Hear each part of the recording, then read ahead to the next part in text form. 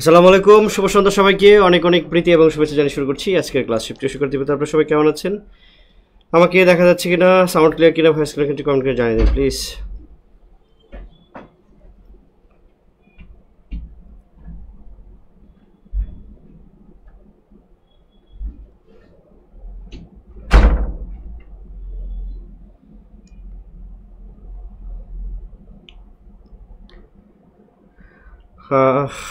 দেখা যাচ্ছে কিনা একটু কমেন্ট করুন প্লিজ। আপনারা দেখতে পাচ্ছেন কিনা, সাউন্ড ঠিক আছে কিনা? হ্যালো মাইকেল মধুসূদন দত্ত, আজকে আমরা খুব গুরুত্বপূর্ণ ক্লাস পড়বো। হ্যাঁ, খুব গুরুত্বপূর্ণ ক্লাস আছে আজকের ক্লাসটি। আপনারা সবাই ক্লাসটি করুন।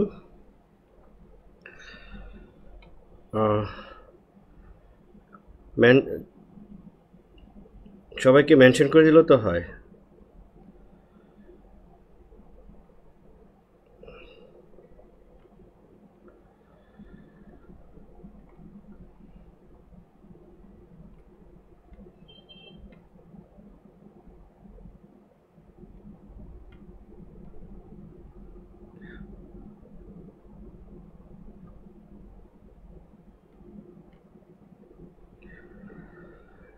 কেমন আছেন সবাই? নেট প্রবলেম হচ্ছে কার? আমার এখানে নেট প্রবলেম হচ্ছে? আমার এখানে নেট ঠিক আছে? রাজিয়া সুলতান, আপনার এখানে নেট প্রবলেম হচ্ছে কিনা?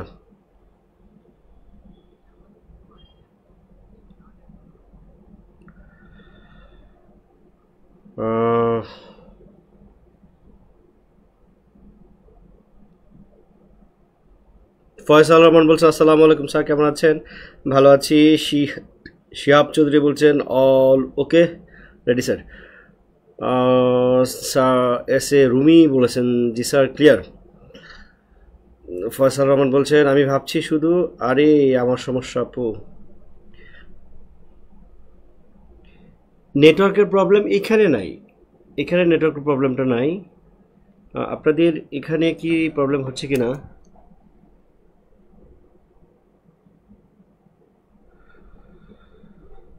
ওকে, আমরা আসলে কজন 20 জন জয়েন করেছি। ঠিক আছে, আমরা শুরু করি।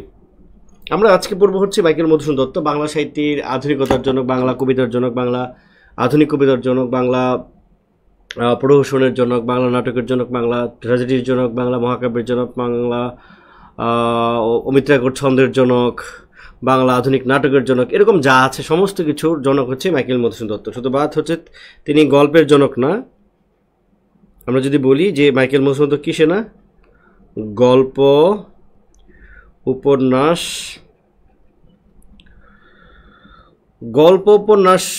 প্রবন্ধ এই কটা বাদ দিলে সব কিছুর জনক হচ্ছে কে? মাইকেল মধুসূদন দত্ত। 1801 থেকে আমাদের আধুনিক যুগ গণনা করা হলেও সত্যিকার অর্থে আমাদের আধুনিকতা এসেছে 1860 খ্রিস্টাব্দে মাইকেল মধুসূদন দত্তের কাব্যের মধ্য দিয়ে। এবং যথার্থ আধুনিকতা যদি বলি তাহলে 1861 খ্রিস্টাব্দে মেঘনাদ বধ কাব্যের প্রকাশের মধ্য দিয়ে বাংলা সাহিত্যের প্রথম মানে সত্যিকারের আধুনিকতা এসেছে। ঠিক আছে, তো এই মাইকেল মধুসূদন দত্ত আমরা আজকে পড়বো। মাইকেল মধুসূদন দত্ত পড়বো, তিনি কেন আধুনিক, আধুনিকতার বৈশিষ্ট্য কী। প্রথম কথা হচ্ছে আধুনিক কেন বলবো, কেন আধুনিকতা কি মানে মন চাইছে যে কারো যে 650 থেকে 1200 পর্যন্ত প্রাচীন, 1201 থেকে 1800 পর্যন্ত হচ্ছে মধ্য, এবং 1801 থেকে বর্তমান পর্যন্ত আধুনিক, মানে মন চাইলেও আর এরকম লিখে দিয়েছে এরকম কি? নাকি আধুনিক যুগে অনেক দালান কোঠা হয়েছে, অনেক রাস্তাঘাট হয়েছে, অনেক উন্নয়ন হয়েছে, বিজ্ঞানের আবিষ্কার হয়েছে, এই জন্য কি আধুনিকতা? আসলে আধুনিকতা কেন বলা হয়? আধুনিকতা, প্রথম কথা মনে রাখতে হবে, আধুনিকতা হচ্ছে মানসিক বিষয়, মেন্টাল একটা বিষয়, বিশ্বাসের একটা বিষয়, প্রত্যয়ের একটা বিষয়। আপনি কি বিলিভ করছেন, আপনার আইডিওলজি কি, আপনার দর্শনটা কি, আপনার চিন্তাটা কি, এইটা হচ্ছে আধুনিকতা। দেখেন বর্তমান সময়ে, অর্থাৎ এই যে আজকে এখানে বসে যদি কেউ তার চিন্তা যদি ঠিক না থাকে তাহলে সে আধুনিক মানুষ না, সে মধ্যযুগীয়। তাহলে আমাদের আধুনিকতার যে বৈশিষ্ট্যগুলো আছে আমরা পড়েছিলাম, মনে হয় কোথাও বলেছিলাম। প্রথম কথা হচ্ছে আধুনিকতার 1 নম্বর বৈশিষ্ট্য হচ্ছে মানবতাবাদ। মানবতাবাদ অর্থাৎ সবার উপরে মানুষ সত্য, তাহার উপরে মানুষকে গুরুত্ব দেয়া। ধর্ম, বর্ণ, লিঙ্গ, বাদ দিয়ে নির্বিশেষে সকল মানুষকে তার মর্যাদা দেওয়াটা হচ্ছে আধুনিকতার প্রথম বৈশিষ্ট্য। তারপরে আধুনিকতার যে বৈশিষ্ট্য হচ্ছে সেটা হতে আমরা বলতে পারি দেশপ্রেম, কি বলতে পারি, দেশপ্রেম বা জাতীয়তাবোধ।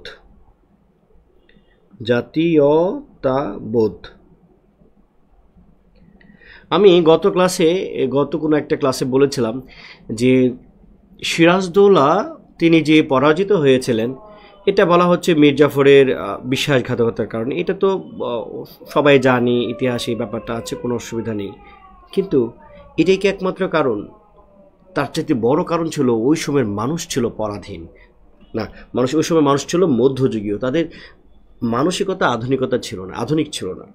তারা এই দেশটা যে তাদের, এই দেশটা যে আমাদের, অন্য বাইরের লোক এসে দেশটা দখল করে নিয়ে যাচ্ছে, এই যে চিন্তা, এই চিন্তাটা কিন্তু ওই সময়ের মানুষের মধ্যে ছিল না। অর্থাৎ মানুষের মধ্যে দেশপ্রেম, জাতীয়তাবোধের ব্যাপারটি ছিল না।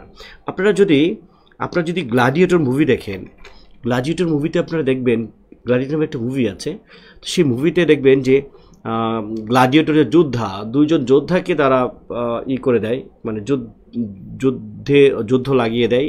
বিশেষ করে একটা স্টেডিয়াম থাকে, স্টেডিয়ামের মাঝখানে দুইজন গ্ল্যাডিয়েটর তারা সম্মুখ যুদ্ধ করে, দুজনের হাতে অস্ত্র থাকে এবং যতক্ষণ পর্যন্ত একজন মারা না যাবে ততক্ষণ পর্যন্ত যুদ্ধ চলবে। এবং ওই যে আছে স্টেডিয়াম আছে, স্টেডিয়ামে বসে মানুষ এই খেলাগুলো দেখছে, খেলা বলতে দুইজনের যুদ্ধ দেখছে। এবং একজন যখন আরেকজনকে পরাজিত করে ফেলে, তখন যখন তার বুকের মধ্যে অস্ত্র ঢুকিয়ে দেবে, তলোয়ার ঢুকিয়ে দেবে, তখন বলছে কিল হিম, কিল হিম, কিল হিম, ধ্বনি দিচ্ছে, স্লোগান দিচ্ছে, কিল হিম, কিল হিম, কিল হিম। এই বর্তমান সময়ে এসে আপনি কিন্তু কখনই একজনকে কি বলবেন না, কিল হিম, কিল হিম বা কিল হার কখনই বলবেন না, সে যত বড় অপরাধী হোক। অর্থাৎ এই যে আমাদের ভিতরে যে এই যে সংবেদনশীল চিন্তা, এই যে মানুষের প্রতি যে এই যে টান, এটা হচ্ছে মানবতাবোধ।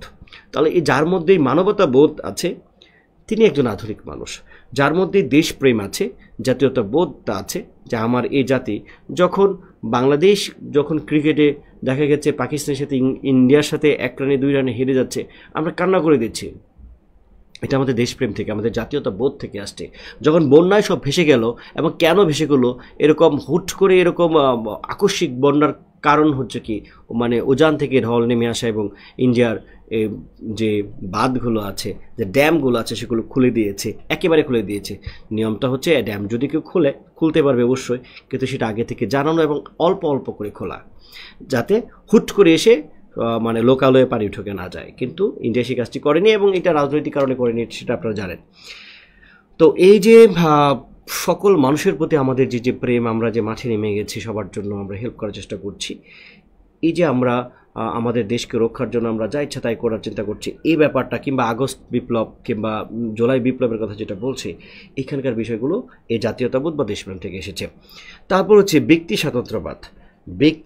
স্বাতন্ত্র্যবাদ, অর্থাৎ একজন ব্যক্তি তার নিজের একটা আইডেন্টিটি থাকবে, তার নিজের কি থাকবে, আইডেন্টিটি থাকবে, সে স্থান দখল করবে, তার আলাদা একটা মর্যাদা আছে এবং তাকে স্বীকৃতি দিতে হবে। কি দিতে হবে? তাকে স্বীকৃতি দিতে হবে যে তার নাম রহিম, তার নাম করিম, তার এইটা পছন্দ অপছন্দ, সে স্থান দখল করেছে, তারও একটা মতামতের ব্যাপার আছে। এটা যখন এই ব্যক্তিকে যখন স্বীকৃতি দেওয়া হবে, প্রত্যেকটা লোক স্বতন্ত্র মানে আলাদা, প্রত্যেকটাই আলাদা। কোনো একটা লোকের অপরাধের কারণে পুরো গোষ্ঠীকে দোষারোপ করা যাবে না, পুরো গোষ্ঠীকে মেরে ফেলা যাবে না। এই ব্যাপার থেকে যখন বেরিয়ে এলো বা বেরিয়ে আসবে, মানুষ ভাববে, তাকে বলা হবে ব্যক্তি স্বাতন্ত্র্যবাদ। তো ব্যক্তি স্বাতন্ত্র্যবাদের ব্যাপারটা বা ব্যক্তিকে গুরুত্ব দেওয়া, ব্যক্তিটাকে তুলে ধরা, এই ব্যাপারটা মধ্যযুগে কিন্তু ছিল না।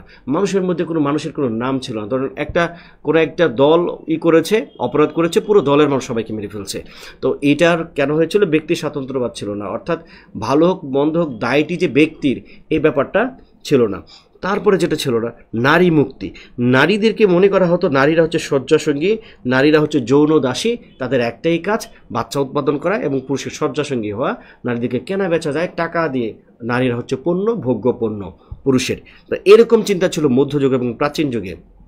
এবং নারীর যে সৌন্দর্য, তার দেহগত যে সৌন্দর্য, এগুলোকে খুব নগ্নভাবে, অশ্লীলভাবে খুব বিচ্ছিরিভাবে উপস্থাপন করা হতো। এতে নারীদেরকে পদে পদে অমর্যাদা করা হতো।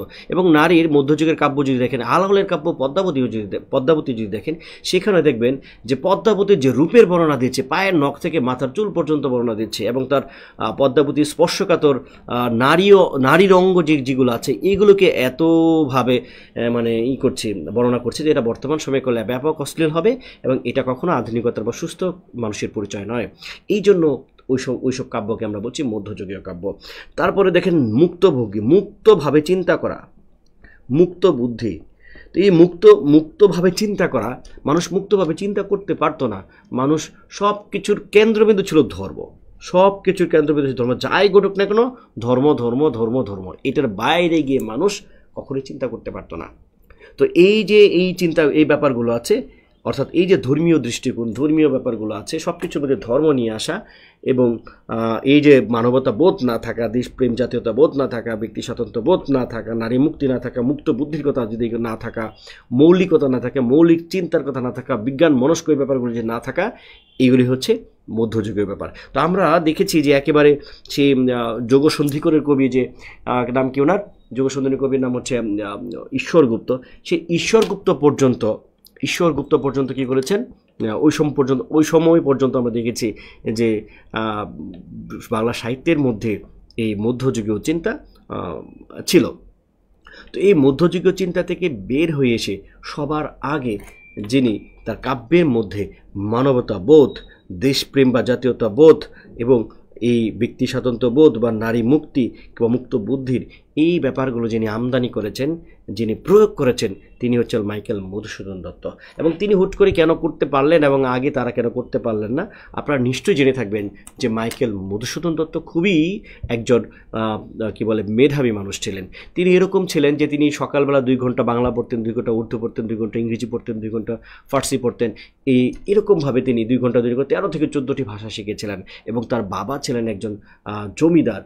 তো তিনি একেবারে ইংরেজি যেসব সাহিত্য আছে, তিনি এই ইংরেজি সাহিত্যে শিক্ষিত হতে চেয়েছিলেন এবং শিক্ষিত হয়েছিলেন, এবং তিনি ভেবেছিলেন তিনি এরকম মানে ইউরোপ আমেরিকার যেসব বড় বড় সাহিত্যিক, সেসব বড় বড় সাহিত্যিক হবেন। তো এই শেক্সপিয়রের মতো বড় সাহিত্যিক হবেন, শেলি কিটস, ডব্লিউ.বি. ইয়েটস এদের মতো বড় বড় সাহিত্যিক হবেন, বা তারও আগে বোদলেয়ার এদের মতো সাহিত্যিক হবেন, উইলিয়াম ওয়ার্ডসওয়ার্থ তো আরেকটু পরে, তো এদের মতো হবেন আর কি। তো কিন্তু তিনি আসলে সেটি পারেননি, যে কারণে তিনি প্রথম দিকে বাংলা ভাষাটাকেও তিনি কিন্তু ঘৃণা করতেন।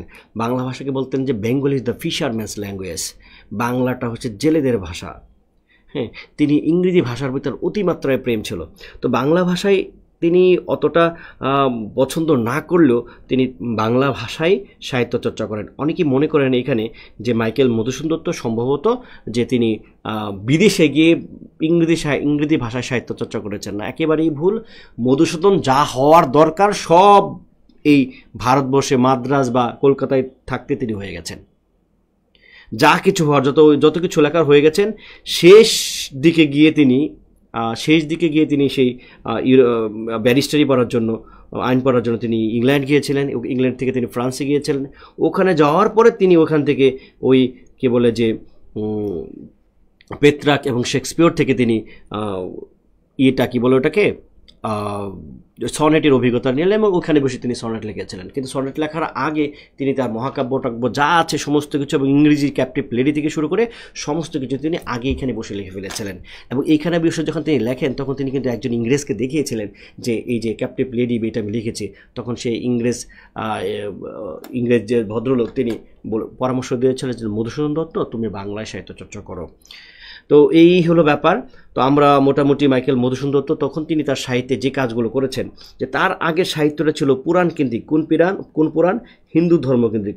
তিনিও এই পুরাণটাকে তিনি বাদ দেন নাই। তাহলে তিনি যদি পুরাণকে বাদ না দেন, ধর্মকে তিনি যদি বাদ না দেন, তাহলে তিনি কিভাবে আধুনিক হলেন? তিনি হচ্ছে রিফর্ম করেছেন, রিকনস্ট্রাকশন করেছেন।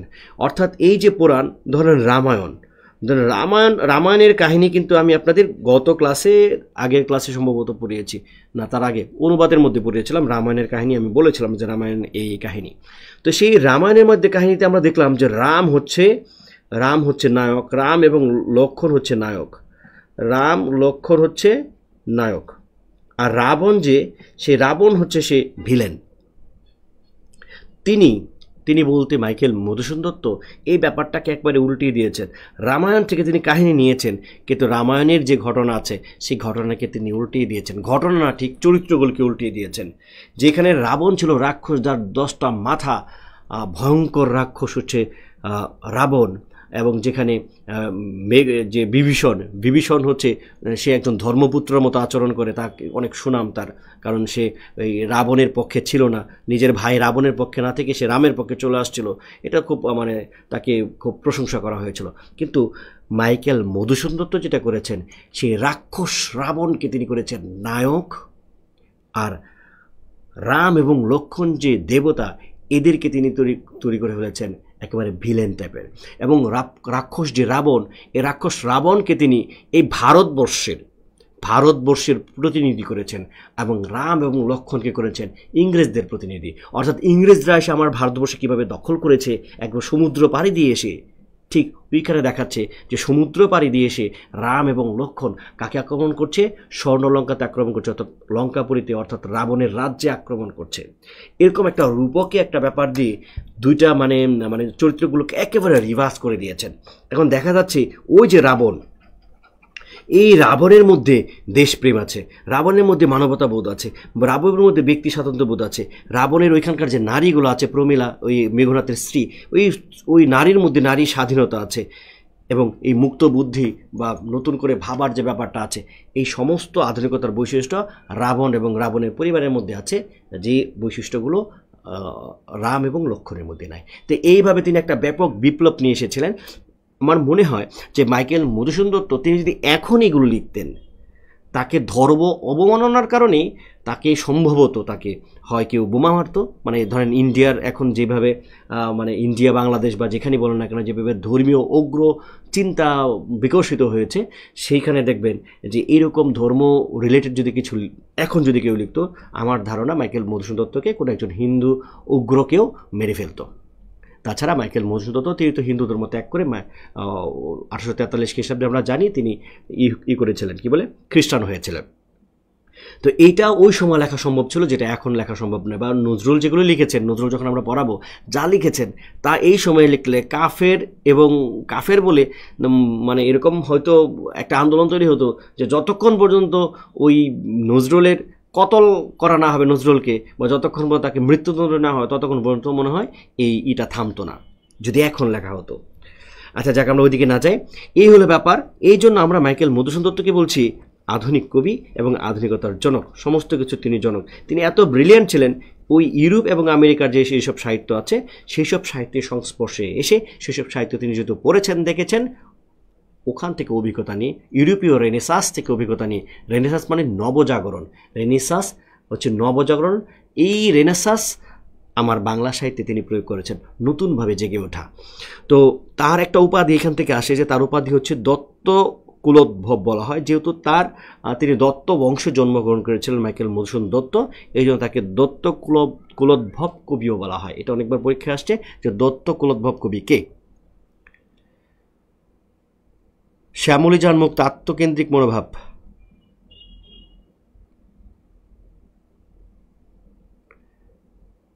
এখন কি ঠিক আছে মুক্তা?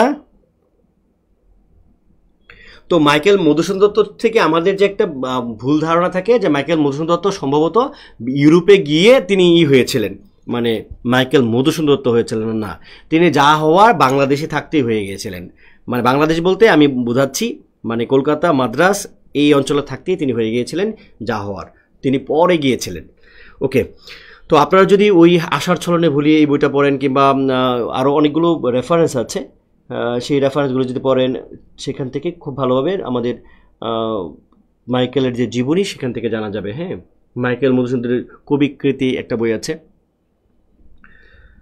তো আমরা এখানে দেখি আমাদেরকে পরীক্ষা কী আসবে।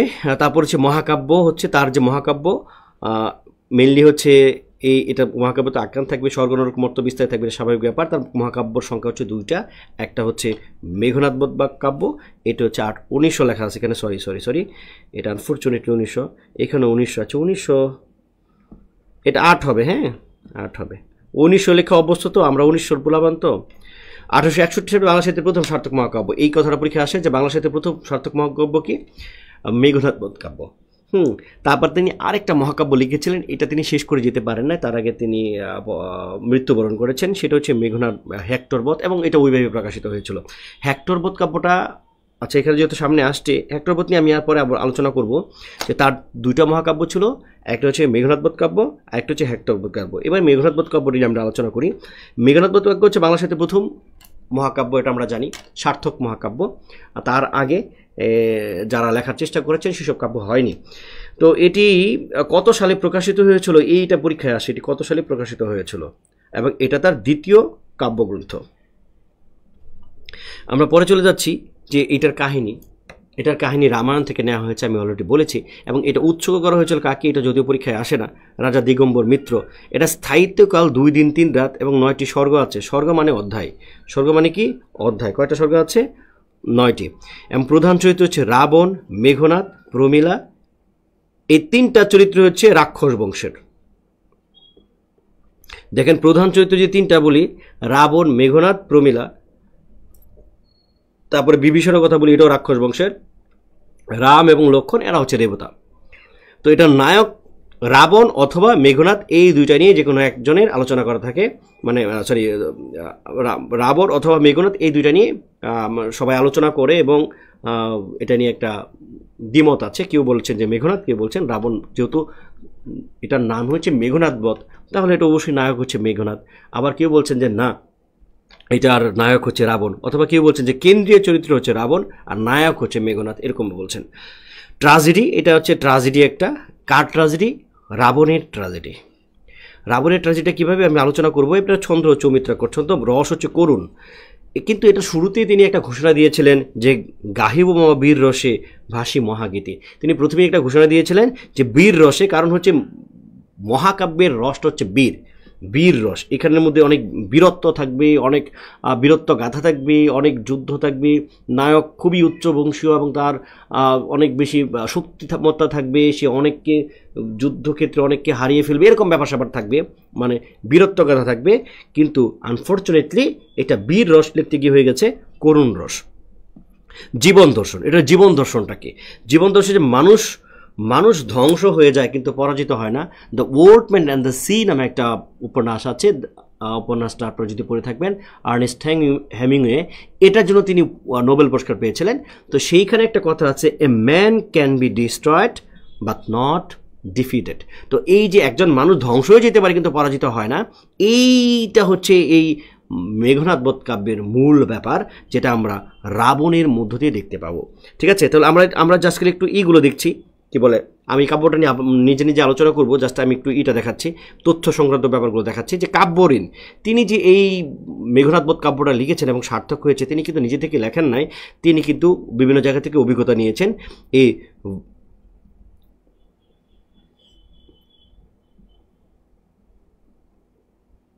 ভার্জিনের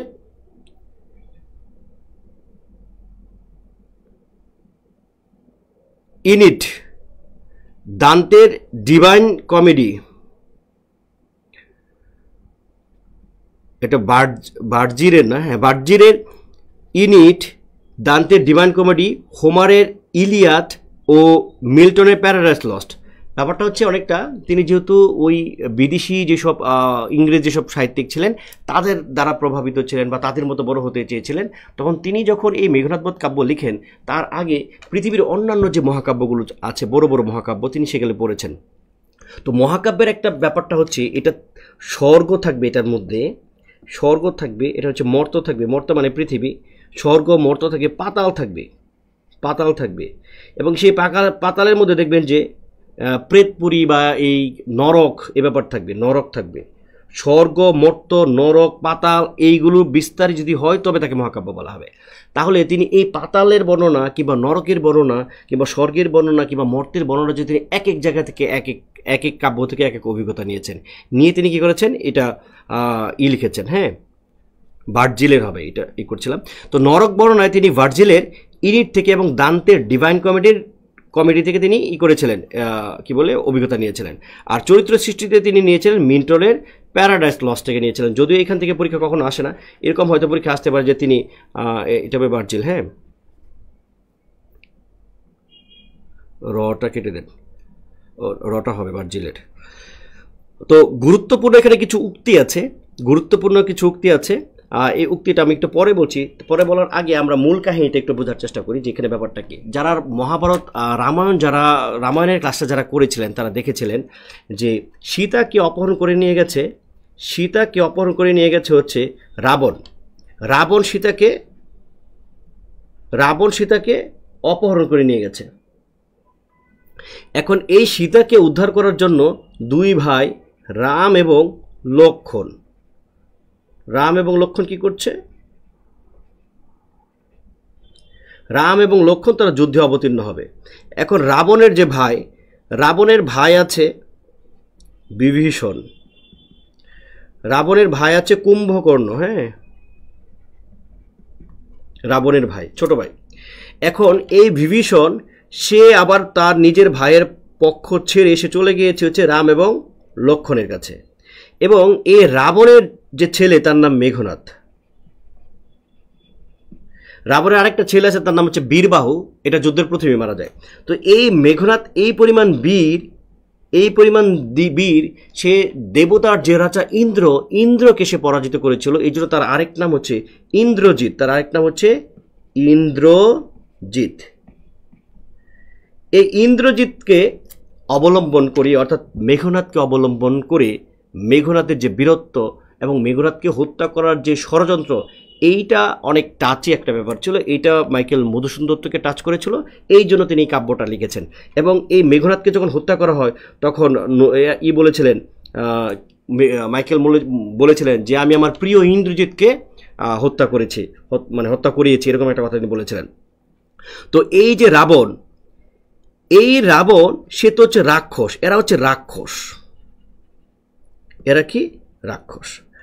এখন পুরাণে হচ্ছে রাক্ষস, কিন্তু বাস্তবে এরাই হচ্ছে রাক্ষস না, এরাই হচ্ছে মানুষ। এবং এই রাবণ জানে যে এই যুদ্ধে অর্থাৎ রাম এবং লক্ষ্মণের সাথে রাবণের যে যুদ্ধ, এই যুদ্ধে রাবণ পারবে না, রাবণের পারার কোনো সুযোগ নেই। কারণ সমস্ত দেবতারা হচ্ছে রাম এবং লক্ষ্মণের পক্ষে, রাবণ এই যুদ্ধে পারবে না, এটা সে জানার পরেও সে কখনো এই রাম কিংবা লক্ষ্মণের কাছে হার মানে নাই এবং বলে নাই যে আমাকে ক্ষমা করে দেন, আমার ভুল হয়ে গেছে, এবং এই যে সীতাকে যে আমি অপহরণ করে নিয়ে আসছি, সীতাকে আমি ছেড়ে দিচ্ছি, চলেন একটা সন্ধি করি, এরকম কোনো কিছুই বলে নাই। এবং সেরকম নয়, ভয়ে পালিয়ে যায় নাই, কিংবা সে যুদ্ধ থেকে নিজেকে সরিয়ে নেয় নাই, কিছুই না। সে তাদের যে রাজ্যের নাম সেটা হচ্ছে লঙ্কাপুরী, শ্রীলঙ্কা বলা হয় এটাকে বর্তমানে। এই লঙ্কাপুরীতে তিনি লঙ্কাপুরীর মানুষকে সেভ করার জন্য, নিজের সন্তানকে সেভ করার জন্য, আত্মীয় স্বজনকে সেভ করার জন্য, নিজেকে সেভ করার জন্য, নিজের দেশকে রক্ষা করার জন্য সে প্রাণপণে যুদ্ধ করে যাচ্ছে। একদম মৃত্যু অনিবার্য জেনেও সে যুদ্ধ করে যাচ্ছে। এই যে মৃত্যু জানার পরেও সে যে হার মানছে না, এটাই তার আসল জয়। এই জন্য এখানে এটার জীবন দর্শন হিসেবে বলেছিলাম যে মানুষ ধ্বংস হয়ে যায়, অর্থাৎ মানুষ বলতে আমরা বলছি রাবণ ধ্বংস হয়ে গিয়েছে, কিন্তু সে রাম কিংবা লক্ষ্মণের কাছে পরাজয় বরণ করে নাই। হ্যাঁ, পরাজয় বরণ করে নাই। তো এই হলো কাহিনী। আমরা দেখব যে এই কাব্যের মধ্যে এই যে আমাদের যে মেঘনাদ আছে, মেঘনাদকে মারার জন্য লক্ষ্মণ যাচ্ছে, লক্ষ্মণের হাতে অস্ত্র আছে, কিন্তু মেঘনাথের হাতে অস্ত্র নেই। মেঘনাদ নিকুম্বিলা যজ্ঞাকার নামে সেখানে সে পূজা দিচ্ছে, অগ্নিদেবতার পূজা দিচ্ছে, নিরস্ত্র মেঘনাদকে হত্যা করার জন্য এই লক্ষ্মণ আসছে মেঘনাদকে হত্যা করার জন্য, এবং হেল্প করছে এই যে চাচা বিভীষণ হেল্প করছে। মেঘনাদ যখন দেখলো যে তার নিকুম্বিলা যজ্ঞাগারে সে যখন পূজা করছিল তখন এই লক্ষ্মণ প্রবেশ করেছে, সে কোনোভাবে বিশ্বাস করতে পারছিল না। কিন্তু যখন দেখে তার সাথে তার চাচা আছে তখন সে বুঝতে পেরেছিল যে এই বিশ্বাসঘাতকতা কে করেছে, বিভীষণ। এই জন্য বলা হয় ঘরের শত্রু বিভীষণ এই জায়গা থেকে আসছে। কিন্তু মেঘনাদ তখনও কিন্তু পরাজয় স্বীকার করে নাই। তিনি কি করেছেন, তিনি যুদ্ধ করার চেষ্টা করেছেন এবং শেষ পর্যন্ত এই লক্ষণের কাছে যুদ্ধে পারে নাই, কারণ এই মেঘনাথের হাতে কোনো অস্ত্র ছিল না। সে বারবার তার চাচাকে বলেছিল, চাচা তুমি দরজা ছেড়ে দাও, আমি গিয়ে অস্ত্রাগার থেকে অস্ত্র নিয়ে আসবো। তাহলে এইখানকার যে ঘটনা প্রবাহ সব কিছু মিলিয়ে আমরা দেখতে পাচ্ছি যে মাইকেল মধুসূদন দত্ত একটা চরম বিদ্রোহ করেছেন, বিপ্লব করেছেন, যে কারণে মাইকেল মধুসূদন দত্তকে বলা হচ্ছে বাংলা সাহিত্যের প্রথম বিদ্রোহী কবি। তাহলে আমরা এখানে বলবো যে বাংলা সাহিত্যের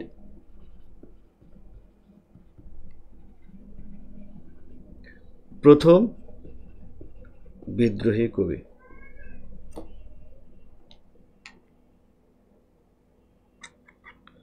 হ্যালো,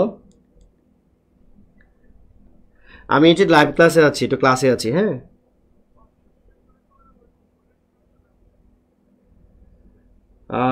আচ্ছা ঠিক আছে, আপনি ওই পরে নেব। হ্যাঁ, ঠিক আছে, ঠিক আছে।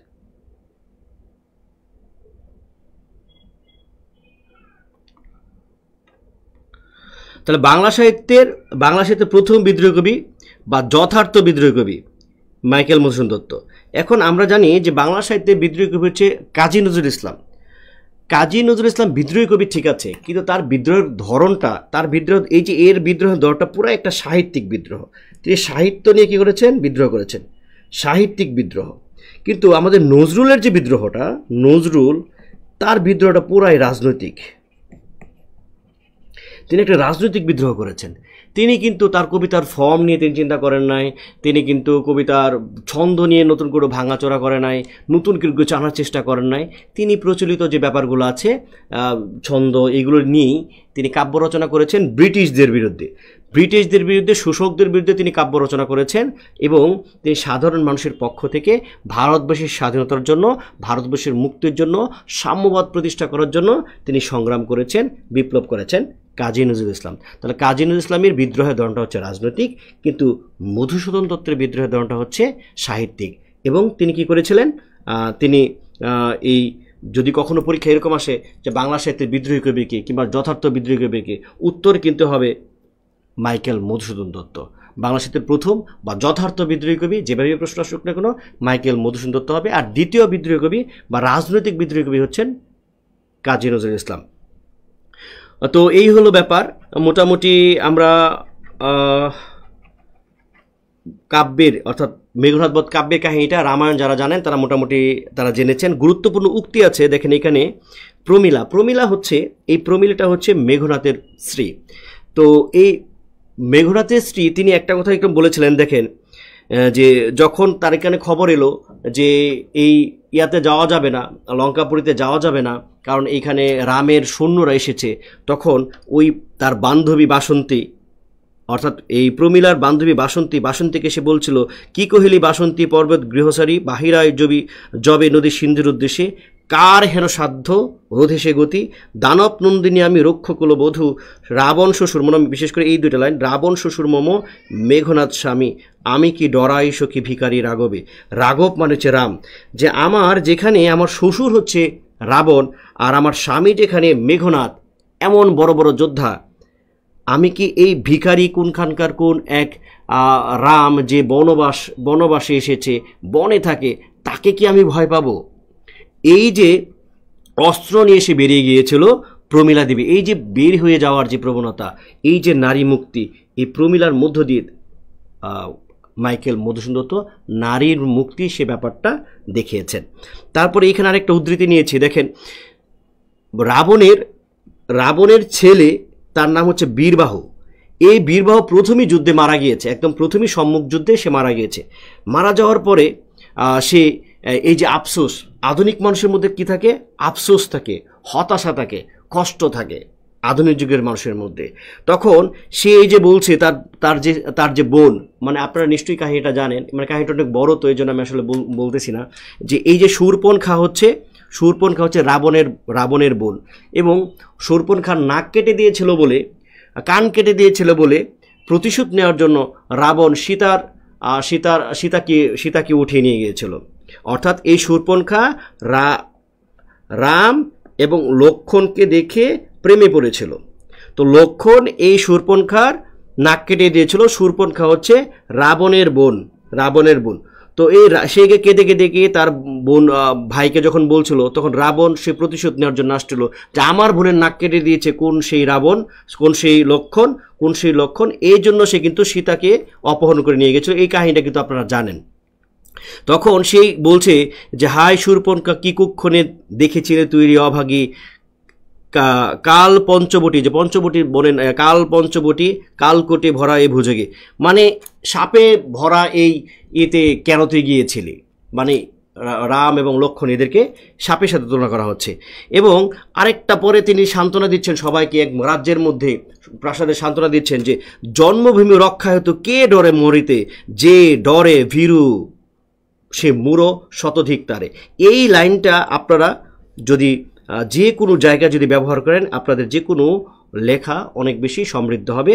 যে জন্মভূমি রক্ষা হেতু, জন্মভূমি রক্ষার জন্য কে ভয় পায় মরতে, যে ডরে যে ভয় পায় সে ভীরু মূঢ় শতধিক তারে, তাকে অনেক বেশি কি দিচ্ছি, ধিক্কার দিচ্ছি। এই লাইনটা রাবণে বলেছিল। তাহলে এইটাই তার যে দেশপ্রেম, চরম মাত্রার দেশপ্রেমের বহিঃপ্রকাশ, এবং দেশের জন্য কি দিতে হবে, জীবন দিতে হবে। তাহলে দেশপ্রেম বা দেশের জন্য জীবন দিতে হবে, এই ব্যাপারটাই হচ্ছে আধুনিকতা, এই ব্যাপারটাই হচ্ছে আধুনিকতার প্রধান লক্ষণ। বুঝতে পেরেছেন?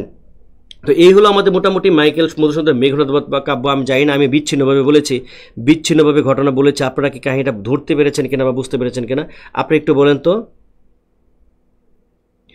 আমি মাইকেল মধুসূদন দত্তের যে কাহিনীটা আছে, মানে মেঘনাদ কাব্যের যে কাহিনীটা আছে, এটা আমি খুব বিচ্ছিন্নভাবে বলেছি। আগে যদি কারো এই কাহিনীটা জানা না থাকে, অর্থাৎ রামায়ণের ক্লাসটা যদি কেউ করে না থাকেন, তাহলে ক্লাসটা হয়তো বুঝবেন না। আপনার কাছে হয়তো খুব মনে হচ্ছে, খুব মানে মনে হবে যে বুঝতে পারছি কি পারছি না, এরকম মনে হবে।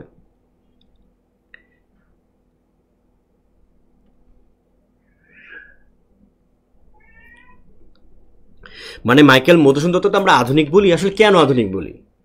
তিনিও তো যে রামায়ণ নিয়ে লিখেছেন, রামায়ণ তো হচ্ছে একটা ধর্মীয় গ্রন্থ, তাহলে এটা আবার আধুনিকতার কি হলো? কিন্তু তিনি কিন্তু ধর্মীয় গ্রন্থ বা ধর্ম হিসেবে এটা লেখেন নাই। তিনি তো ওই রামায়ণের ব্যাপারটাকে একেবারে জীবন চেতনাকে, জীবন দর্শনকে, চিন্তা চেতনাকে একেবারেই তিনি চেঞ্জ করে দিয়েছেন।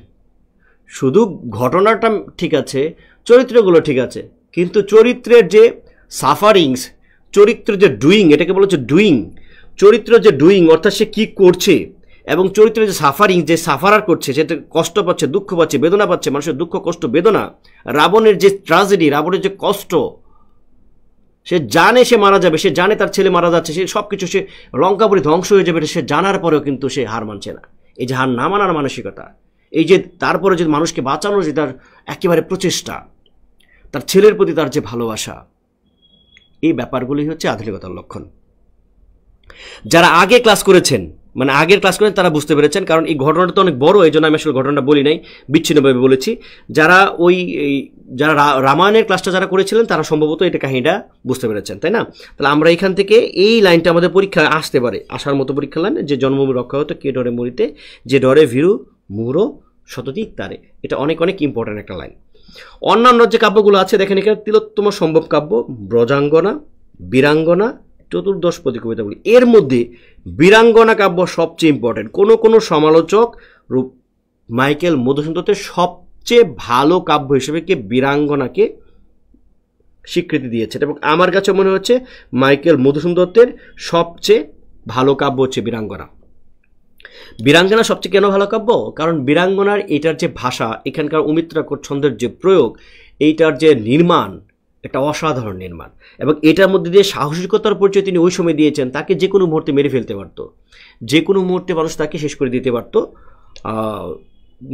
মানে যারা মৌলবাদী ছিল তারা। কিন্তু ওই সময়ের মানুষ অনেক বেশি ছিলেন, কি বলে, নিতে পারতেন। তাছাড়া আরও বলা যেতে পারে ওই সময় মানুষ তো অশিক্ষিত ছিলেন, অতটা শিক্ষিত ছিলেন না, সাধারণ মানুষের মধ্যে পৌঁছায় নাই। এখনকার যুগের মতো তো ছিল না, ফেসবুক ছিল যে একেবারে মুহূর্তে ছড়িয়ে পড়বে যে কে কী লিখেছেন, এটাও একটা কারণ হতে পারে। ওকে, তো এইখানে তিলোত্তম সম্ভব, ব্রজাঙ্গনা এবং চতুর্দশপদী কবিতাগুলির এইখানকার কোনটার বিষয় কি, এটা আমরা একটু লক্ষ্য করি। প্রথমে আমরা দেখি তিলোত্তম সম্ভব কাব্য। এই তিলোত্তম সম্ভব কাব্যের মধ্যে বাংলা সাহিত্যে প্রথম অমিত্রাক্ষর ছন্দের প্রয়োগ ঘটেছে। এই কথাটা ভেরি ভেরি ইম্পর্টেন্ট, অনেক ইম্পর্টেন্ট। এটা কত সালে প্রকাশিত হয়েছিল এটা হয়তো কোনোদিন পরীক্ষায় আসে না। আর এইটাও তিনি মহাভারত থেকে নিয়েছেন। মহাভারতের সুন্দর এবং উপসুন্দর একটা কাহিনী আছে, সুন্দর এবং উপসুন্দর কাহিনী থেকে তিনি তিলোত্তমা সম্ভব কাব্যটা তিনি লিখেছেন। তাহলে এখান থেকে আমার ইম্পর্টেন্ট হচ্ছে বাংলা সাহিত্যের প্রথম অমিত্রাক্ষর ছন্দের কাব্য হচ্ছে তিলোত্তমা সম্ভব কাব্য, এবং এটার কাহিনী নেওয়া হয়েছে মহাভারত থেকে নেওয়া হয়েছে। এই কথাটা ইম্পর্টেন্ট। এই কথাটাই খুব বেশি একটা ইম্পর্টেন্ট না, কারণ মহাভারত থেকে যে নেওয়া হয়েছে এটা কখনো আসে না, এবং এটা যতীন্দ্রনাথ বাগচিকে উৎসর্গ করা হয়েছে, এই কথাটা কখনো আসে নাই। এখানে একটা কনফিউশন আছে। কনফিউশনটা দেখেন যে বাংলা সাহিত্যের প্রথম সার্থক কমেডি আছে যেটা লিখেছেন, সার্থক কমেডি লিখেছেন, পদ্মাবতী লিখেছেন হচ্ছে মাইকেল মধুসূদন দত্ত। সে এই পদ্মাবতী কাব্য এটাও 1860 খ্রিস্টাব্দে। এইখানকার দ্বিতীয় অঙ্কের দ্বিতীয় ঘরবাঙ্কে তিনি অমিত্রাক্ষর ছন্দের প্রয়োগ করেছিলেন, কিন্তু ওটা কিন্তু পূর্ণাঙ্গ কোনো গ্রন্থ না, মানে একটা অংশ বিশেষ ছিল। অর্থাৎ পদ্মাবতী যে নাটক আছে বা এর কমেডি বলা হয়, যে নাটকের মধ্যে হাস্যরসাত্মক আছে ওটাকে কমেডি বলা হয়। তাহলে এই যে কমেডি মানে এর কিন্তু নাটক, কিন্তু হ্যাঁ নাটক। তো এই যে হাস্যরসাত্মক নাটক যেটাকে আমরা কমেডি বলি, সেই কমেডি পদ্মাবতীর তিনি দ্বিতীয় ঘরবাঙ্কে তিনি এইটা কি বলে অমিত্রাক্ষর ছন্দ প্রয়োগ করেছেন। তাহলে কখনো পরীক্ষার যদি প্রশ্নটা এইভাবে আসে যে মাইকেল মধুসূদন দত্ত অমিত্রাক্ষর ছন্দের প্রয়োগ করেছেন কোন গ্রন্থে, উত্তর হবে পদ্মাবতী। কোন গ্রন্থে প্রয়োগ করেছেন? আর যদি বলা হয় যে কোন গ্রন্থটি অমিত্রাক্ষর ছন্দে রচিত, সর্বপ্রথম কোন গ্রন্থটি অমিত্রাক্ষর ছন্দে রচিত, মানে পূর্ণাঙ্গ গ্রন্থ রচিত, তাহলে কিন্তু তিলোত্তমা সম্ভব কাব্য হবে। পূর্ণাঙ্গ গ্রন্থ হচ্ছে তিলোত্তমা সম্ভব। তাহলে এরকম যদি প্রশ্ন যে প্রথম অমিত্রাক্ষর ছন্দের গ্রন্থ কোনটি, প্রথম অমিত্রাক্ষর ছন্দের বা প্রথম বাংলা সাহিত্যের প্রথম অমিত্রাক্ষর ছন্দের কাব্য কোনটি, তাহলে কিন্তু তিলোত্তমা সম্ভব। আর যদি বলে কোথায় প্রয়োগ করেছেন, কোথায় প্রথম প্রয়োগ করেছেন, তখন কিন্তু মানে প্রশ্নের ধরন থেকে উত্তর দিতে হবে। এইভাবে প্রশ্নগুলো হবে পদ্মাবতী। কিন্তু কোথায় প্রয়োগ করেছেন, কোথায় ব্যবহার করেছেন, কোন অংশে করেছেন, এরকম হলে পদ্মাবতী। আর যদি বলে অমিত্রাক্ষর ছন্দের প্রথম বই কোনটি, অমিত্রাক্ষর ছন্দের প্রথম কাব্য কোনটি, এরকম যদি বলে তাহলে তিলোত্তমা সম্ভব কাব্য। এইভাবে আমাদের একটু খেয়াল রাখতে হবে। আচ্ছা, আর আরেকটা ইম্পর্টেন্ট প্রশ্ন হচ্ছে যে মাইকেল মধুসূদন দত্তের গীতি কবিতার বই কোনটি? গীতি কবিতার বই হচ্ছে ব্রজাঙ্গনা, বা মাইকেল মধুসূদন দত্তের কোন বইটিকে বৈষ্ণব পদাবলী বলা যায়? ব্রজাঙ্গনা। আমরা জানি যে বৈষ্ণব পদাবলী লেখার বিষয় ছিল রাধা এবং কৃষ্ণের প্রেম, রাধা আর হচ্ছে কি কৃষ্ণ, এই দুইটার প্রেম হচ্ছে বৈষ্ণব পদাবলীর বিষয়। তাহলে ব্রজাঙ্গনা যে কাব্যটি আছে মাইকেল মধুসূদন দত্ত, সেই কাব্যটি তিনি রাধা এবং কৃষ্ণের এই প্রেম সংক্রান্ত বিষয় তিনি লিখেছেন, এবং এটা গীতি কবিতার মর্যাদা পেয়েছে। গীতি কবিতা আমরা পড়িয়েছিলাম যখন যে বৈষ্ণব পদাবলীর মধ্যে গীতি কবিতার বৈশিষ্ট্য রয়েছে, বৈষ্ণব কবিতাবলীর মধ্যে এই মানবীয় আচরণের বৈশিষ্ট্য রয়েছে, বা গীতি কবিতার বৈশিষ্ট্য রয়েছে, বা মানবিকতার ব্যাপারগুলো আছে। এটা কেন বলেছিলাম? কারণ বৈষ্ণব কবিতা অর্থাৎ রাধা এবং কৃষ্ণের প্রেম, মিলন, বিরহ, কষ্ট, বেদনা, এগুলো নিয়ে তো অনেক কবিতা লিখেছেন। এখন ধরেন আমি রাধার কষ্ট নিয়ে আমি কবিতা লিখব, এখন তো আমি তো এরকম বর্ণনা করবো না যে রাধা এখানে গেল, এই করলো, সেই করলো। তখন রাধার কষ্ট নিয়ে লিখতে চাইলে আমাকে রাধা হতে হবে, কৃষ্ণের কষ্ট নিয়ে বা কৃষ্ণের কোনো কিছু লিখতে চাইলে আমাকে কৃষ্ণ হতে হবে। তাহলে কবি সাহিত্যিকরা কার ভিতরে ঢুকে গিয়েছেন? কবি সাহিত্যিকরা রাধার ভিতরে ঢুকে গিয়েছেন। রাধার ভিতরে ঢুকে গিয়ে রাধার হয়ে কাব্য লিখেছেন। সুখের লাগিয়া এ ঘর বাঁধিনু অনলে পড়িয়া গেল, মানে সুখের জন্য এই ঘর বাঁধছি, অনলে পড়িয়া গেছে। তো এটা হচ্ছে তো রাধার কষ্ট। এখন এই কথা তো কবি কি বলতে পারবো যে রাধা এই বলছে, রাধা ঘর বাঁধছে, অনলে পড়িয়া গেছে, তো বলে নাই, নিজের হয়ে বলছে।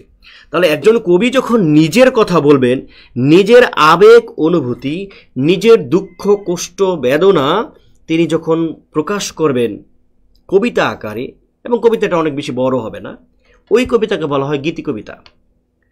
তাহলে এই ব্রজাঙ্গনা কাব্যে রাধা এবং কৃষ্ণের দুঃখ বেদনা কষ্ট মিলন যেটাই বলি না কেন, এইটা লিখেছেন হচ্ছে মাইকেল মধুসূদন দত্ত নিজের মতো করে। তো নিজের মতো করে যখন লিখেছেন তখন মনে হবে যে ওখানে যেন রাধা এবং কৃষ্ণ যেন অনুপস্থিত, এটা যেন মাইকেল মধুসূদন দত্তেরই হৃদয়ের কথা।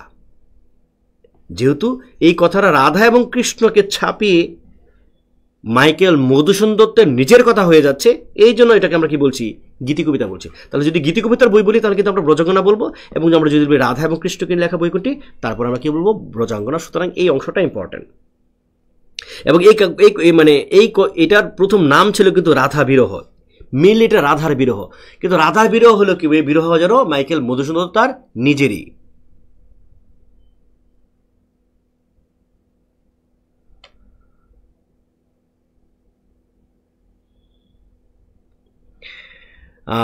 শেখ ইমরান হোসেন বলছে লাইভ এমসিকিউ ক্লাস থেকে ভালো বুঝতে পারছিলাম না, তাই আমার কোনো সমস্যা হয়নি। সত্যি কথা বলতে মাইকেল নিয়ে লাইভ এমসিকিউ ক্লাসে সুন্দর আলোচনা করেছেন, মনে হচ্ছে ওখানে গুছিয়ে বলেছেন।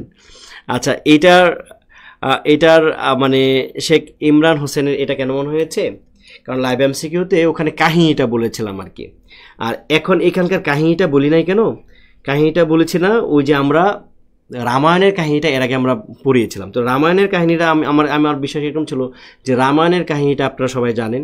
তো রামায়ণের কাহিনী জানলে এখানকার কিন্তু ব্যাপারটা ভালো বোঝার কথা, এই জন্য হয়তো। আচ্ছা ঠিক আছে, তো এটা ওনার হয়তো মনে হয়েছে, বা অন্যদেরকে এরকম মনে হয়েছে কিনা কে জানে।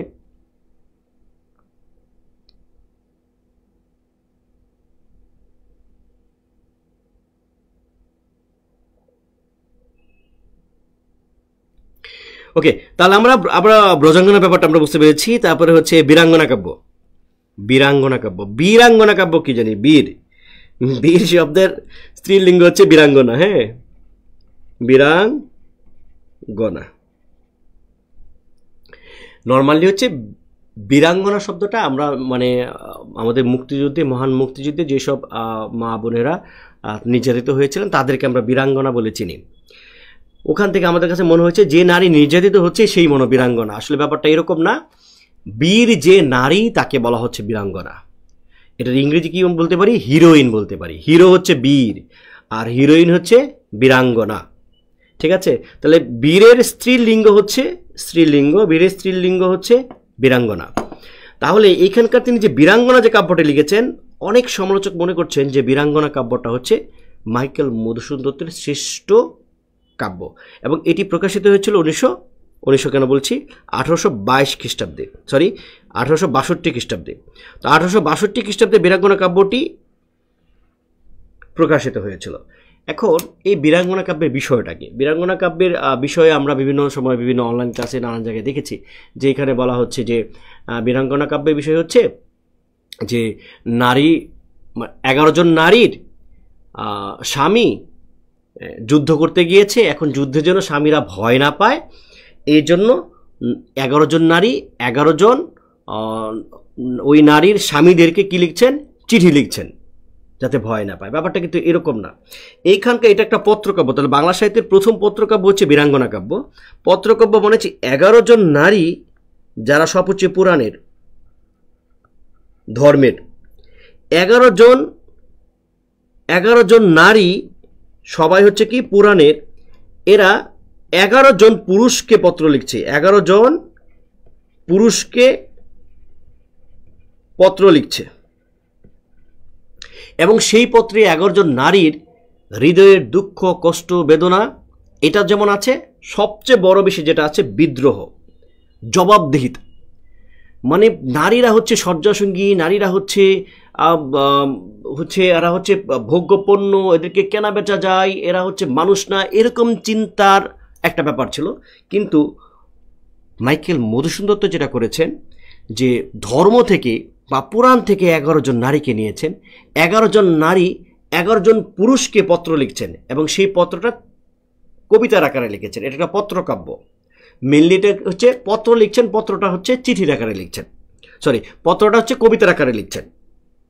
তো সেই কাব্যগুলোর মধ্যে মানে সেই চিঠির মধ্যে নারীগুলো তার যে ভেতরের ক্ষোভ, তার যে ভেতরের রাগ, বা তার যে ভালোবাসার যে মানুষটা প্রপোজ করার যে ব্যাপার, এই ব্যাপারগুলো তিনি মানে দেখিয়েছেন মাইকেল মধুসূদন দত্ত। এটা বর্তমান সময়ে কিন্তু সম্ভব না। বর্তমান সময়ে সম্ভব না। তো সেই যে কাব্যটা আছে এটা তিনি কার কাছ থেকে আমরা দেখেছি, তিনি ইউরোপ থেকে, ইতালির কবি ওভিদের থেকে তিনি এই তার যে হিরোইটস থেকে তিনি এটা অনুপ্রেরণা নিয়ে তিনি বাংলায় এই বীরাঙ্গনা কাব্যটি লিখেছেন। এবং এই বীরাঙ্গনা কাব্যটি উৎসর্গ করেছিলেন বিদ্যাসাগরকে। এটা অত ইম্পর্টেন্ট না, কারণ এটা কখনো পরীক্ষায় আসে না। এবং 11টি পত্র আছে বা কাব্য রয়েছে, এটাকে 5টাকে ভাগ করা যাচ্ছে। আমরা কাব্য একটু আলোচনা করে দেখব। প্রেমাস্পদের অনুগ্রহ ভিক্ষা করে প্রেমিকার চিঠি, এরকম কাব্য আছে হচ্ছে 4টা। সোমের প্রতি তারা, লক্ষণের প্রতি শূর্পণখা। এই একটু আগে আমরা যেটা পড়েছিলাম যে লক্ষণ একজন সুপুরুষ, আর শূর্পণখা সে হচ্ছে একটা রাক্ষসী, সে রাবণের বোন। তাহলে এই শূর্পণখা এই লক্ষণের কাছে চিঠি লিখেছে যে তোমাকে আমার ভালো লাগে, তোমাকে আমি ভালোবাসি, তুমি আসো, বা এরকম কিছু। এইখানে হচ্ছে এই যে সোম, এই সোমের কাছে চিঠি লিখেছে তারা। এই গল্পটা আমরা বলবো, মানে এটা কাহিনীটা আমরা বলবো। উর্বশী মানে ওই যে যে আছে কি বলে স্বর্গের যে উর্বশী আছে, সেই স্বর্গের উপসী মর্তের পুনর্বারকে চিঠি লিখেছে। তারপর হচ্ছে রঙ্কিনী চিঠি লিখেছে দ্বারকানাথের প্রতি। এবং এরা প্রত্যেকটা চিঠি হচ্ছে, নর্মালি আমরা জানি যে পুরুষ নারীর কাছে গিয়ে প্রেম চায়, পুরুষ নারীর কাছে গিয়ে ভালোবাসা চায়, পুরুষ নারীর কাছে গিয়ে বলে যে চলো মিলিত হই।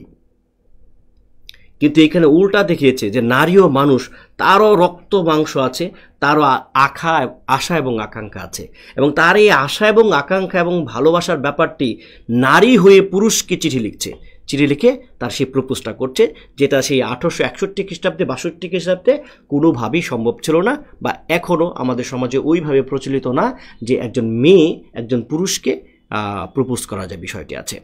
তো এই ব্যাপারটা খুবই ওই সময়ের যুগের থেকেও অনেক বড় কিছু ছিল, যুগোত্তীর্ণ ছিল, এবং এটা বর্তমান সময় আমরা চিন্তা করতে পারি না। তারপরে আমরা দেখতে পাচ্ছি স্বামীর অসদৃশ ব্যবহারে মর্মপীড়িত মুখরা স্ত্রীর পত্র। অর্থাৎ এইখানে এই যে দশরথ, আমরা এটা পড়েছিলাম, দেখেন এটাও রামায়ণ থেকে। দশরথের যে স্ত্রী আছে কেকুই, সে বলেছিল, দশরথকে বলেছিল যে আমার ছেলে ভরতকে তুমি সিংহাসনে বসাবা, এরকম বলেছিল।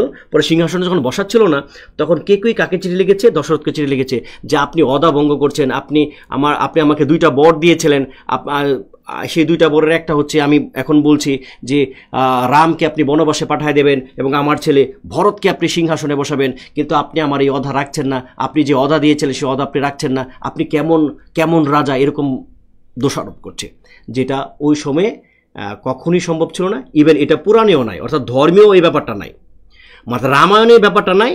জোর করে এই ব্যাপারটা কে বানিয়েছে? মাইকেল মধুসূদন দত্ত। ঠিক আছে।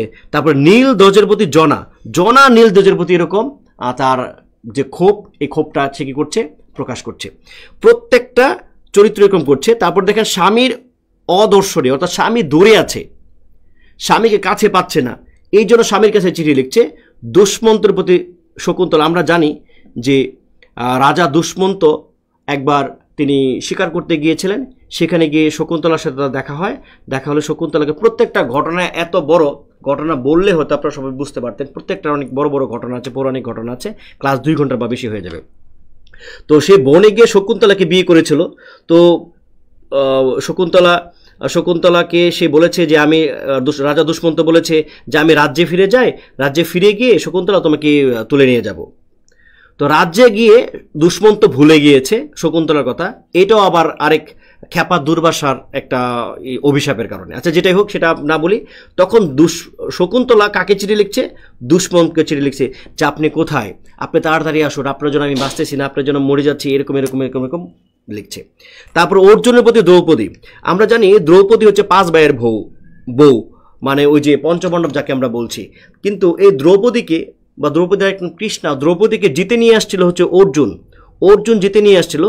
কিন্তু অর্জুনের মা যেহেতু বলছিল যে জিনিস নিয়ে আসছো 5 ভাই ভাগ করে নেও, কুন্তি কথা বলেছিল, এই জন্য ঘটনা করবে দ্রৌপদী এই অর্জুন, ভীম, তারপর হচ্ছে যুধিষ্ঠির, নকুল, সহদেব, এদের 5 জনের বউ হয়েছিল।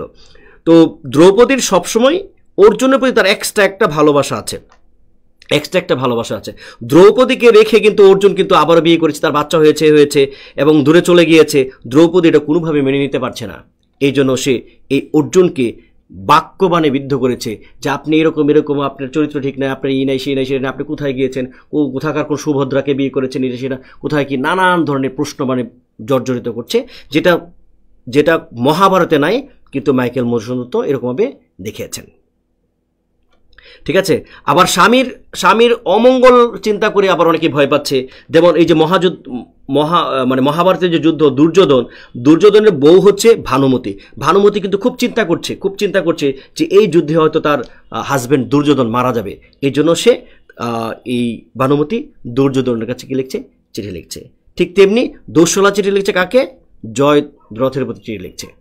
এইভাবে হচ্ছে মোটামুটি আমাদের প্রত্যেকটা পত্র একটা নারী একজন পুরুষকে লিখছে।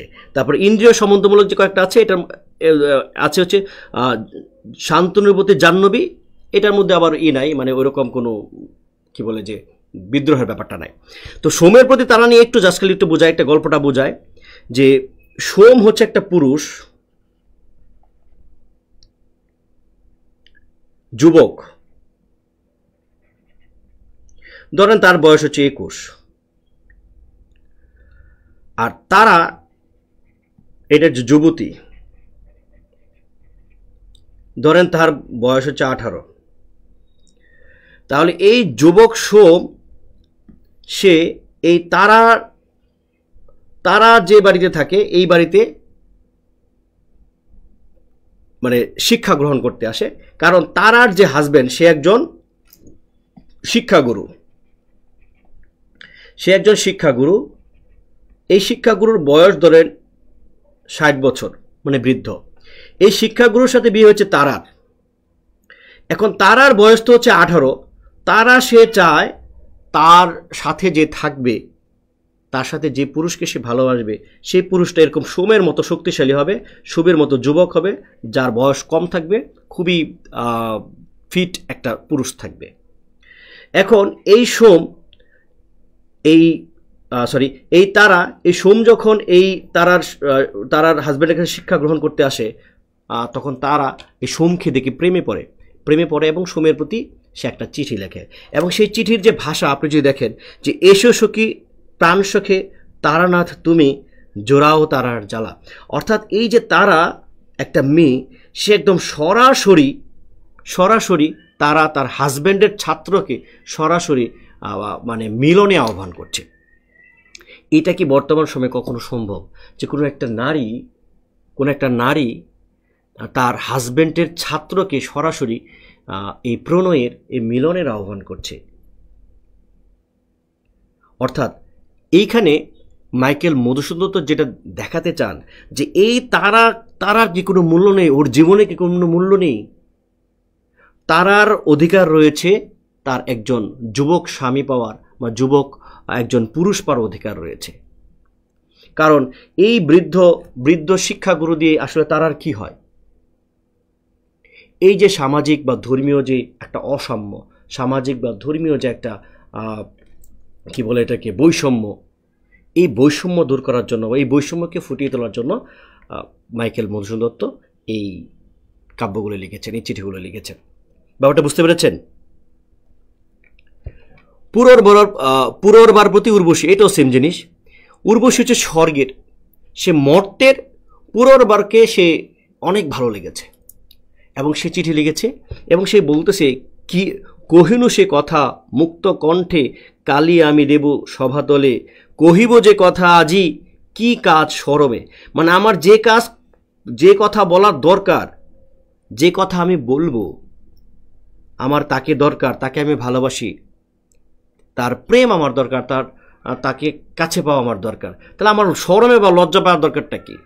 তাহলে এই যে উর্বশী, স্বর্গের উর্বশী নারী, সে কিন্তু পুরর্বারকে একদম সরাসরি বলে দিয়েছে, যেটা এখনকার যুগেও সম্ভব নয়। তাহলে এরকম প্রত্যেকটা নারী তার হৃদয়ের অন্তরের কষ্ট, দুঃখ, বেদনা, প্রেম, প্রীতি, ভালোবাসা, কামনা, বাসনা একেবারে স্বতঃস্ফূর্তভাবে প্রকাশ করেছে, যেটা পৌরাণিকভাবে সত্য নয়, যেটা ধর্মীয় দৃষ্টিকোণ থেকে সত্য নয়।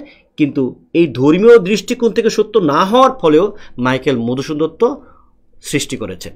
এটা ছিল বিশাল বড় বিদ্রোহ। ধর্মীয় দৃষ্টিকোণ থেকে বলুন, যেভাবে বলুন না কেন, সামাজিক দৃষ্টিকোণ থেকে বিরাট বড় বিদ্রোহ। এই বিদ্রোহী কে হয়েছেন? মাইকেল কিন্তু হয়েছিলেন। এবং এই যে ইংরেজ নারীদের যে কণ্ঠ, যে how silly the law is, why we can not marry both, all right we love both. মানে আমরা দুজনকে আমি ভালোবাসি, আমি দুইজনকে কেন আসলে বিয়ে করতে পারবো, দুইজনকে কেন ভালোবাসতে পারবো না? এবং how silly the law is, মানে এই আইনটা কি পরিমাণ সিলি। রেনেসাঁসের অর্থাৎ ইউরোপীয় রেনেসাঁসের ফলে ইউরোপের নারীরা যেসব কথা বলেছেন, ইউরোপের সেই সব নারীদের কথাই যেন মাইকেল মধুসূদন দত্ত, উর্বশী কিংবা তারা কিংবা ওই দ্রৌপদী, এদের মধ্যে তিনি প্রকাশ করেছেন, যেটা আধুনিকতার চরম মাত্রা বৈশিষ্ট্য। এবং এই যে দুষ্মন্ত আছে, দুষ্মন্তের প্রতি যে শকুন্তলা দেখেন কি বলে, যে এই নবযৌবনে এবে তেজিলা তুমি প্রজাপতি, কোন দোষে কহ কান্ত শুনি, দাসী শকুন্তলা দোষী এ চরণ যোগে। বলতেছে এই নবযৌবনে তুমি আমাকে ছেড়ে চলে গিয়েছো দুষ্মন্ত, তুমি তোমার রাজ্যে চলে গিয়েছো, তুমি বলেছিলা যে আমাকে তুমি ঘরে তুলে নিবা, তুমি এখনো আসো না। তাহলে এই নবযৌবনে বলা হচ্ছে শকুন্তলা, আমরা জানি তার বয়স খুব কম, সে অনেক সুন্দরী একটা মেয়ে, এবং সে প্রথমবারের মতো কোনো পুরুষ শকুন্তলাকে দুষ্মন্তকে দেখেছে এবং দুষ্মন্তকে ভালোবেসেছে, কাছে পেয়েছে এবং বিয়ে করেছে। এখন তার এই যে জীবনের আকাঙ্ক্ষা, তার যে পাওয়ার যে আকাঙ্ক্ষা, এই আকাঙ্ক্ষাটা তিনি তার এই কবিতার মধ্যে বা এই পত্রের মধ্যে তিনি কি করেছেন? প্রকাশ করেছেন। তো এই ব্যাপারগুলো কিন্তু ধর্মীয় দৃষ্টিকোণ থেকে সত্য নয়, ধর্মে হয়তো অন্যভাবে আছে, কিন্তু মাইকেল মধুসূদন দত্ত এইভাবে ফুটিয়ে তুলেছেন। তো যে কথা আমি আগে বলছিলাম সে কথা এখানে লেখা আছে, যে অমিত্রাক্ষর ছন্দের প্রবর্তনা বীরাঙ্গনা কাব্যের সবচেয়ে বড় আঙ্গিকগত আধুনিকতা। অর্থাৎ এই যে অমিত্রাক্ষর ছন্দের যে ব্যাপারটা আছে, এটা মেঘনাদ বধ বা অন্যান্য কাব্যের মধ্যে থাকলেও এটা সবচেয়ে ভালো প্রয়োগ এবং সবচাইতে এটার ভাষা, আঙ্গিক সব কিছু মিলে বীরাঙ্গনা কাব্য সবচেয়ে ভালো কাব্য বলে অনেকে স্বীকৃতি দিয়েছেন। এই হলো ব্যাপার।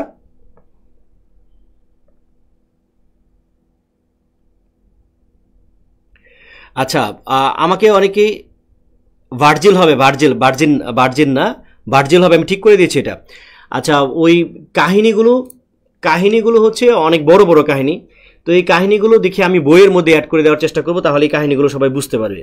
কাহিনীগুলো বইয়ের মধ্যে অ্যাড করে দেব, কারণ প্রত্যেকটা কাহিনী, এই যে ধরেন আমি ইয়ার কাহিনীটা যদি বলি, শকুন্তলার কাহিনীটা বলি, শকুন্তলার ব্যাপারটা এরকম হচ্ছে যে এক ক্ষত্রিয়, একটা কাহিনী শুধু বলি, দেখেন তাহলে কি পরিমাণ টাইম লাগে।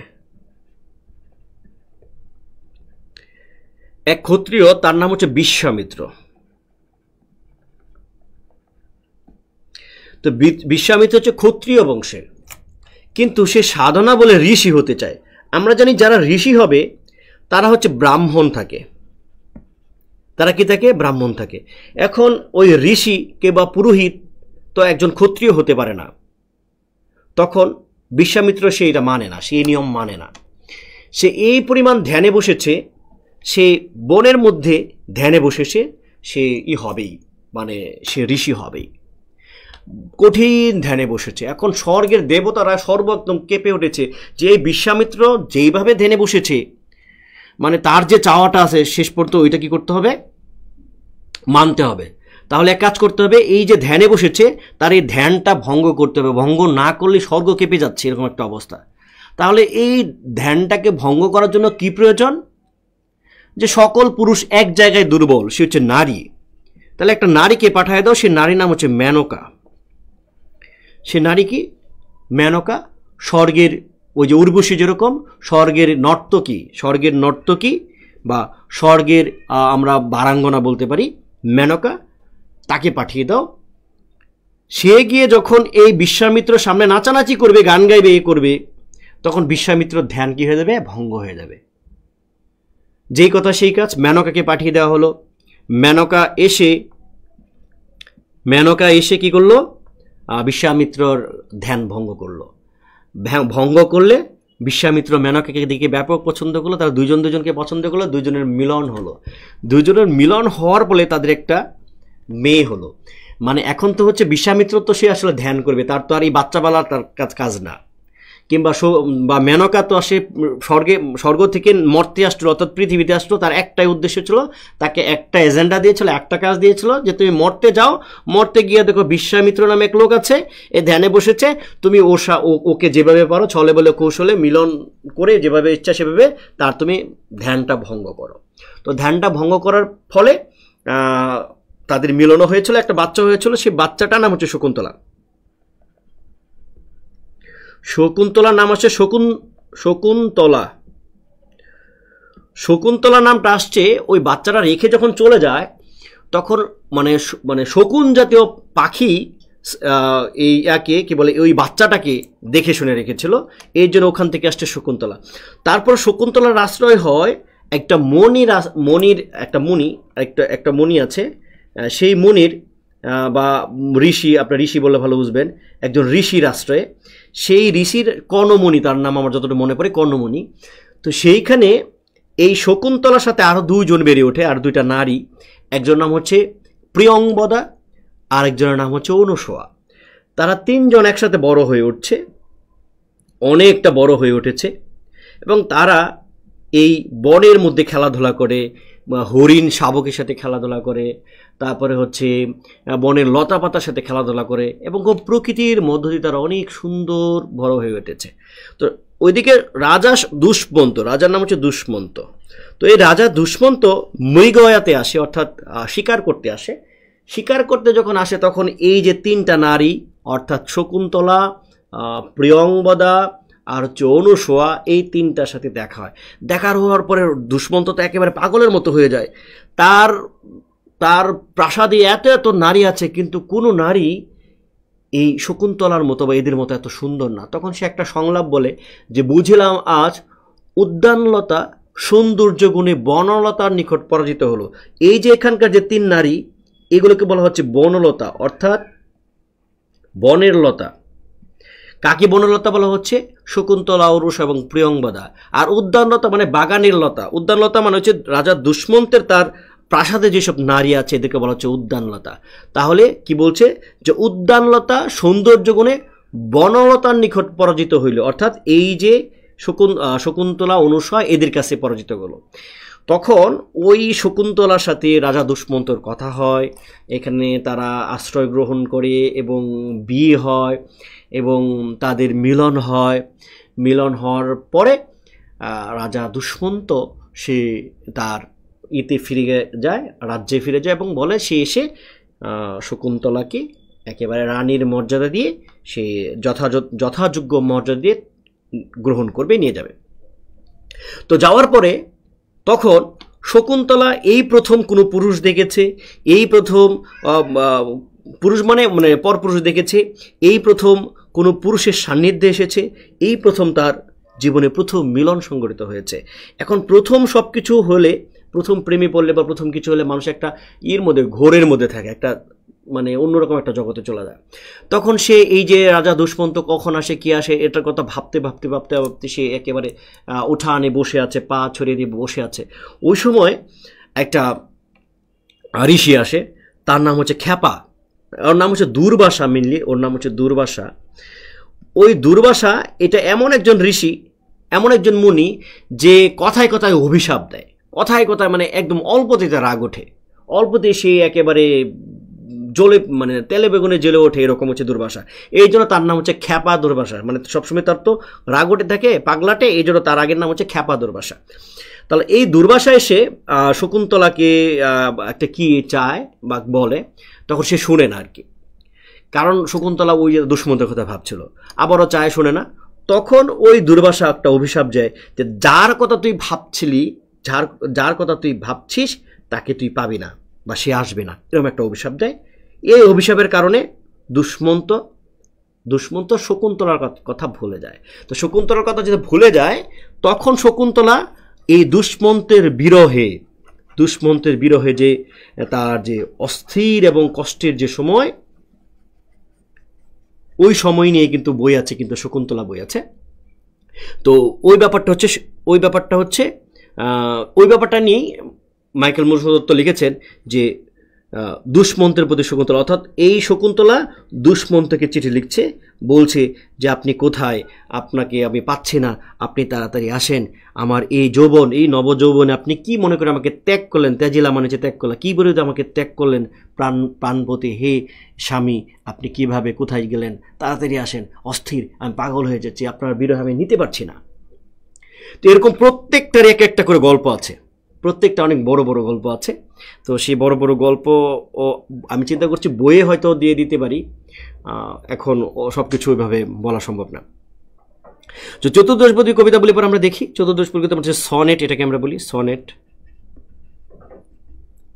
সনেট, তো এই সনেটটা তিনি আসলে ওই ফ্রান্সে বসে ইউরোপে গিয়ে তিনি লিখেছিলেন। এর আগে এইসব যত কাব্য আছে, এই যে এর আগে যত কাব্য আছে, তো 1962-63 খ্রিস্টাব্দে তিনি কিন্তু এই ব্যারিস্টারি পড়ার জন্য, অর্থাৎ আইন পড়ার জন্য তিনি কিন্তু ইউরোপে চলে গিয়েছিলেন।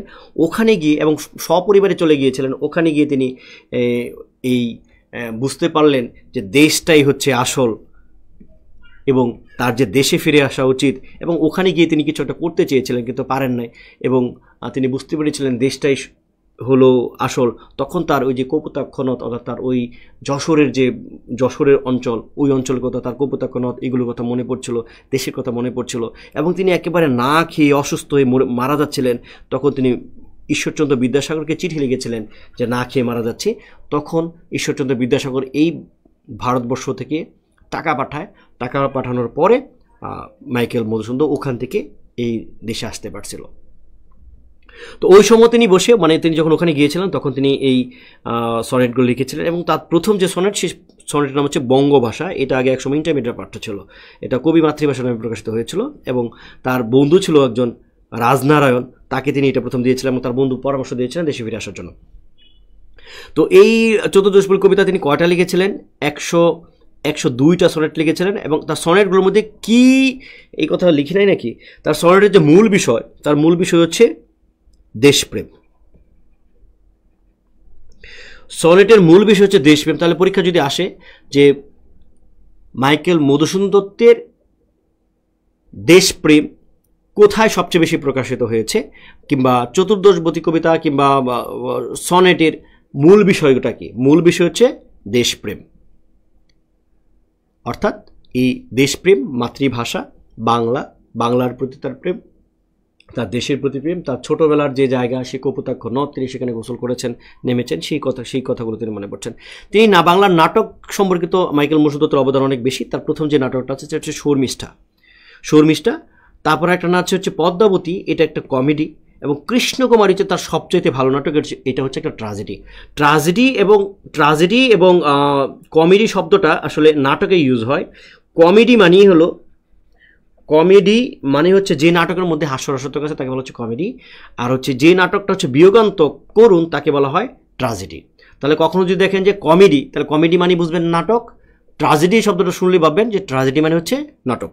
তো শর্মিষ্ঠা মাইকেল মধুসূদন দত্তের প্রথম প্রকাশিত নাটক শর্মিষ্ঠাটা আমি বলেছি। তো এই নাটকটা বাংলা সাহিত্যের প্রথম সার্থক নাটক হচ্ছে শর্মিষ্ঠা।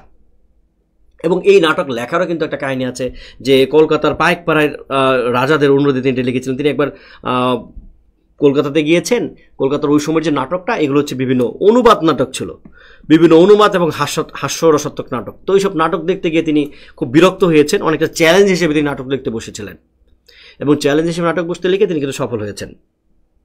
তো এটাও পৌরাণিক একটা অনুষঙ্গ। দেবযানী এবং যযাতি উপাখ্যান থেকে তিনি কাহিনীটা নিয়েছেন।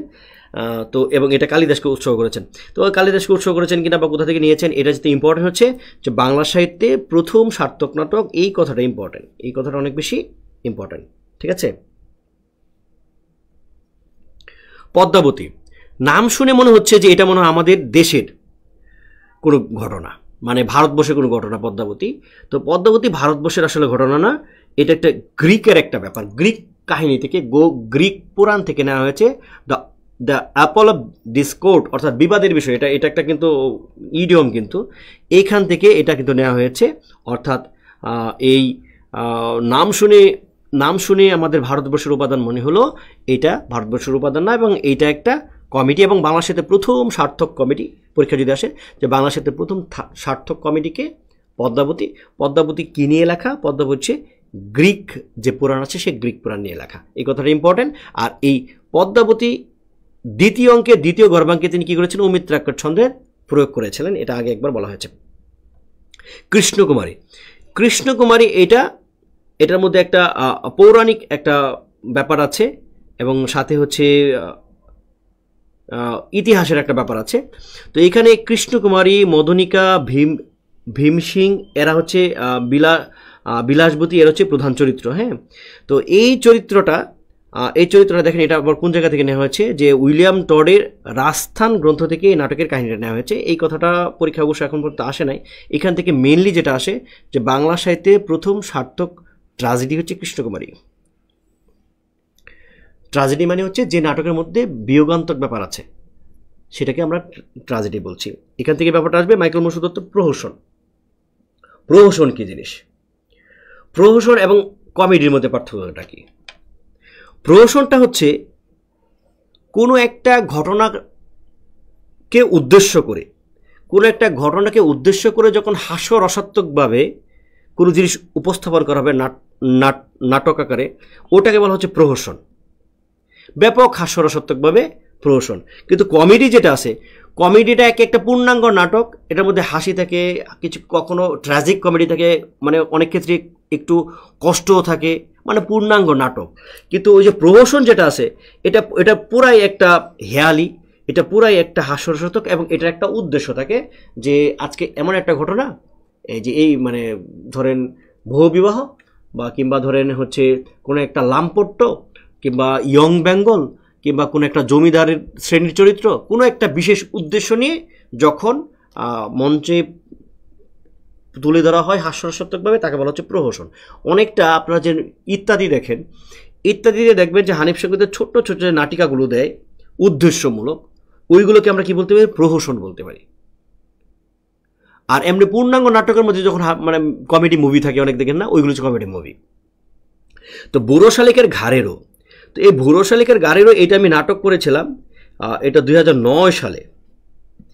2009 সালে আমরা নাটক করেছিলাম। এটা যখন আমরা রিহার্সাল করি সম্ভবত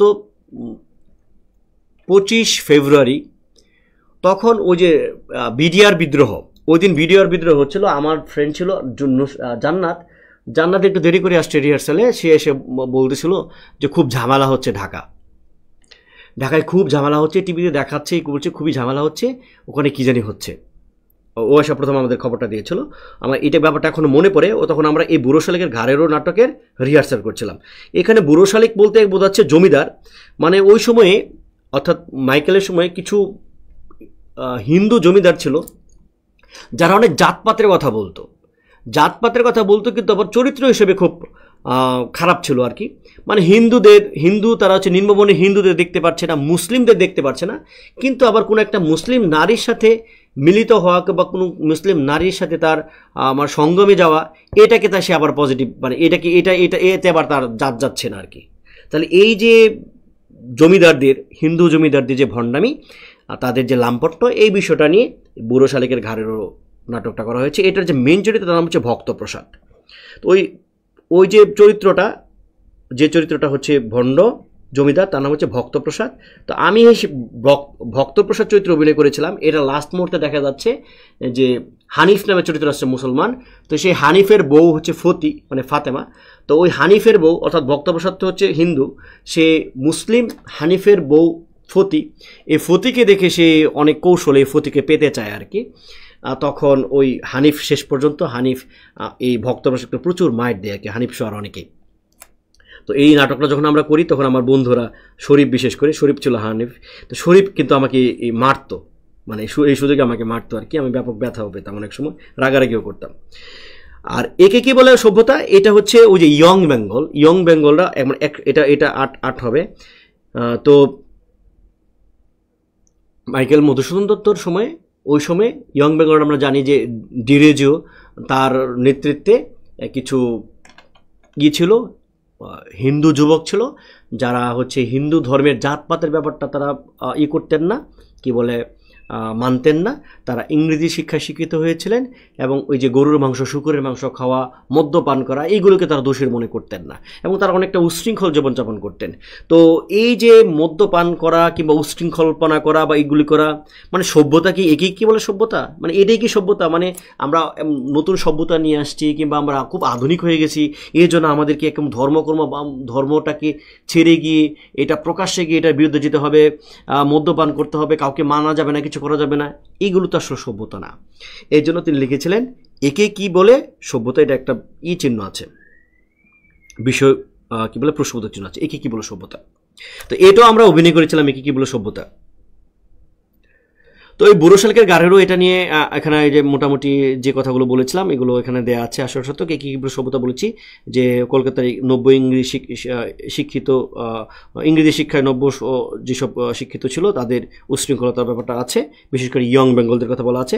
তিনি সম্পাদকও ছিলেন, তিনি ইংরেজি পত্রিকার সম্পাদক ছিলেন, দেখেন ইউরেশিয়ান, তারপর মাদ্রাস হিন্দু পত্রিকার সম্পাদক ছিলেন, তারপর হচ্ছে মাদ্রাস স্পেকটেটর পত্রিকাতে সহকারী সম্পাদক ছিলেন। এই কথাগুলো ইম্পর্টেন্ট দেখেন। এবং তার ইংরেজি কাব্য হচ্ছে ক্যাপ্টিভ লেডি, আমরা জানি। এবং এই কাব্যটা লেখার পরে কিন্তু তিনি একজন ইংরেজ ভদ্রলোককে দেখিয়েছিলেন এবং সেই ভদ্রলোক কিন্তু তাকে উৎসাহ দেয় নাই। এবং তিনি ছদ্মনামে লিখতেন, টিমোথি পেন পোয়েম ছদ্মনামে লিখতেন, এই কথাটা এখানে কিন্তু করে দেওয়া আছে। এবং তার একটা ইংরেজি কাব্য তিনি কিন্তু মাদ্রাজে বসে তখন তিনি লেখেন, the vision of the past. এবং একটা জিনিস এখানে একটা কনফিউশন আছে, কনফিউশনটা হচ্ছে যে ক্যাপটিভ লেডি এটা হচ্ছে মাইকেল মধুসূদনের প্রথম কাব্য। তো পরীক্ষা যদি কখনো প্রশ্ন আসে যে মাইকেল মধুসূদনের প্রথম কাব্য কোনটা, প্রথম কাব্যটা হচ্ছে ক্যাপটিভ লেডি। ক্যাপটিভ লেডি মানে হচ্ছে বন্দি নারী আর কি। তো এই ক্যাপটিভ লেডি, কিন্তু যদি বলা হয় যে বাংলা ভাষায় প্রকাশিত প্রথম গ্রন্থ হচ্ছে শর্মিষ্ঠা নাটক। শর্মিষ্ঠা নাটক যেটা হচ্ছে 59 প্রকাশিত হয়েছিল, 1859 প্রকাশিত হয়েছিল। তো ক্যাপটিভ লেডি, তাহলে আমরা যদি পরীক্ষায় প্রশ্ন আসে মাইকেল মধুসূদনের প্রথম কাব্য কোনটা, তাহলে ক্যাপটিভ লেডি। আর বাংলা ভাষায় প্রথম গ্রন্থ কোনটা? বাংলা ভাষায় প্রথম গ্রন্থ হচ্ছে শর্মিষ্ঠা। আর হচ্ছে ওভারঅল যদি বলি যে মাইকেল মধুসূদন প্রথম গ্রন্থ, তাহলে হবে ক্যাপটিভ লেডি। ঠিক আছে। তার বিখ্যাত কিছু উক্তি আছে, বঙ্গভাষাতে তিনি বলেছিলেন, হে বঙ্গ ভাণ্ডারিত বা বিবিধ রতন, তার সবে অভূত আমি অবহেলা করি। এটা আপনারা জানেন।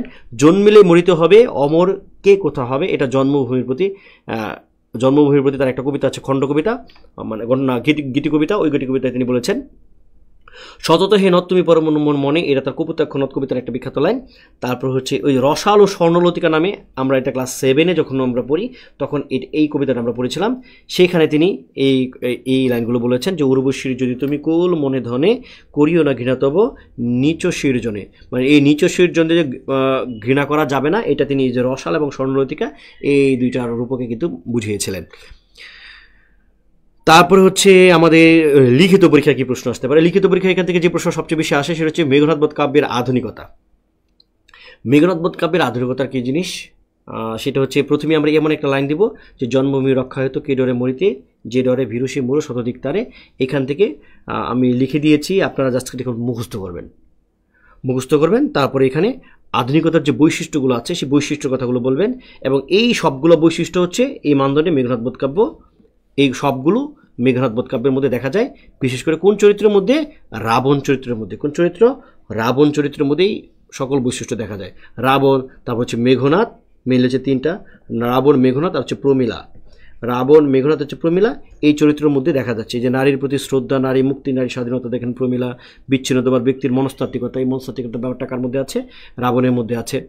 তারপরে হচ্ছে মুক্ত বুদ্ধি, যুক্তবাদী ব্যাপারটা রাবণের মধ্যে আছে, ব্যক্তি স্বাতন্ত্র্য রাবণের মধ্যে আছে, দেশপ্রেম, জাতীয়তা আছে, মানবতাবাদও রাবণের মধ্যে, মেঘনাদের মধ্যে, এদের মধ্যে আছে। তারপরে এই যে বললাম যে এইসব ব্যাপারগুলো দেখেন, এখানে একটা লাস্ট সিদ্ধান্ত আছে যে এই সবগুলো ঘটনা হচ্ছে পৌরাণিক। সবগুলো পৌরাণিক ব্যাপার হলেও কিন্তু এদের যে ডুইং, মানে এরা যে কাজগুলো করছে এবং এদের যে সাফারিং, এটা হবে এন্ড কিন্তু, হ্যাঁ, বা তাদের যে ডুইং এবং সাফারিংস, অর্থাৎ তাদের এই যে সাফার করছে, যে কষ্ট, দুঃখ, বেদনা বা ডুইং, তাদের যে কর্মকাণ্ড, এগুলো কিন্তু কোনো দেবতার কর্মকাণ্ড না, এগুলো কোনো পৌরাণিক চরিত্রের কর্মকাণ্ড। এটি টোটালি আর হচ্ছে কি মানুষের মতো আচরণ করছে। কে মানুষের মতো আচরণ করছে? মানুষের মতো আচরণ করছে হচ্ছে রাবণ, অর্থাৎ ওই রাক্ষসরা রাবণের মতো, বা ওই রাক্ষস কিংবা দেবদেবীরা মানুষের মতো আচরণ করছে। ঠিক আছে।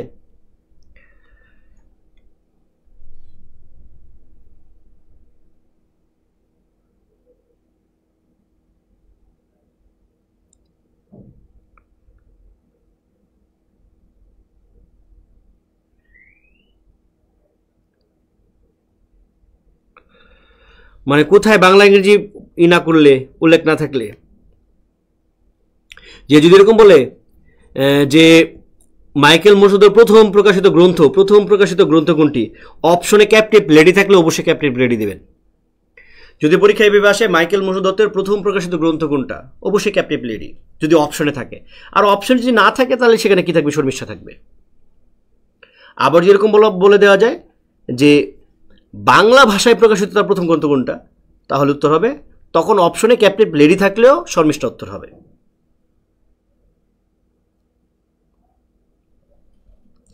যারা লাইভ এমসিকিউতে আমার এই ক্লাসটা করেছেন তারা দু একজন বলেছেন মনে হয় যে লাইভ এমসির ক্লাসটা বেশি বেশি বুঝতে পেরেছিলেন। এটার কারণ হতে পারে যে লাইভ এমসিকিউর ক্লাসটাতে ওই কাহিনীগুলো বলেছিলাম ওইভাবেই নেওয়া হয়েছিল। তো আর আজকের যে ব্যাপারটা যে কাহিনী আমি বলবো এরকম প্রস্তুতি বা এরকম মানসিক প্রস্তুতি বা সময় ছিল না। তো যে কারণে আপনারা যদি চান তাহলে এটা আপনারা চান না, এটা আমি অবশ্যই বইয়ের মধ্যে এই কাহিনীগুলো অ্যাড করে দেব। কাহিনীগুলো এত বড়, নামগুলো কঠিন।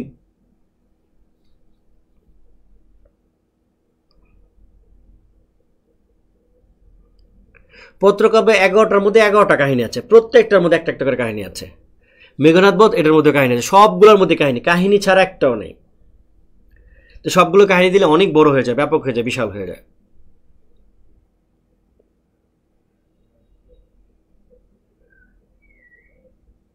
প্রথম কাব্য বা গ্রন্থ ক্যাপ্টিভ লেডি, বাংলা প্রথম গ্রন্থ শর্মিষ্ঠা। হ্যাঁ, বাংলা প্রথম বাংলা কাব্য তিলোত্তমা কাব্য। হ্যাঁ, ভেরি গুড। এই তো রবি দেবনাথ বুঝতে পেরেছেন। তার প্রথম কাব্য তিলোত্তমা, বা প্রথম গ্রন্থের কথা যদি বলি শর্মিষ্ঠা, বা প্রথম নাটকের কথা বললো শর্মিষ্ঠা। আর কিন্তু প্রথম কাব্যর কথা বললে বা প্রথম গ্রন্থের কথা বললে ক্যাপ্টিভ লেডি, যদি কোনো ভাষার কথা উল্লেখ না থাকে। অথবা এইভাবে পরীক্ষার প্রশ্ন আসতে পারে তিনি প্রথম কাব্যটি কোন ভাষায় লিখেছেন, ইংরেজি ভাষায় লিখেছেন, এরকমভাবে যে প্রশ্ন করুক।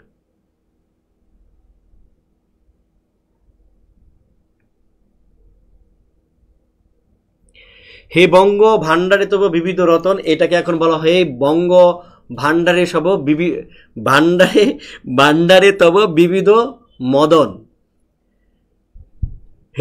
হে বঙ্গ ভাণ্ডারে তব বিবিধ মদন, এটা এখন একটু ট্রল করা হয় এইভাবে আর কি। হ্যাঁ, বাঙালিকে ভাণ্ডারে তব বিবিধ মদন। শ্যামলী যে কথা বলেছে বাড়ি স্যার অবশ্য ওই যে এই লাইনটা সবচেয়ে বেশি বলে, আমাদের সময় সবচেয়ে বেশি বলতেন যে ওই জন্মভূমি রক্ষা হতো কে ডরে মরিতে, যে ডরে ভীরো মোরো শতধিক তারে, কাপড় ভীরো মোরো শতধিক তারে। এই লাইনটা বাড়ি স্যার সবচেয়ে বেশি বলতেন।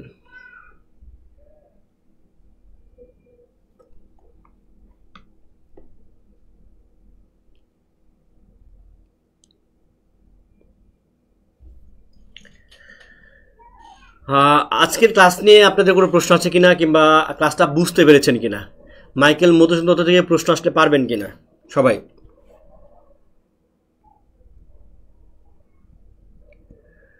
আর গতদিন যে ক্লাস নিয়েছিলাম বিসর্গ সন্ধি, আপনাদের কমেন্ট ওইভাবে পড়া হয় না। বিসর্গ সন্ধি ওই ক্লাসটা কি আপনারা করেছিলেন সবাই? বিসর্গ সন্ধি গতদিনের ক্লাস।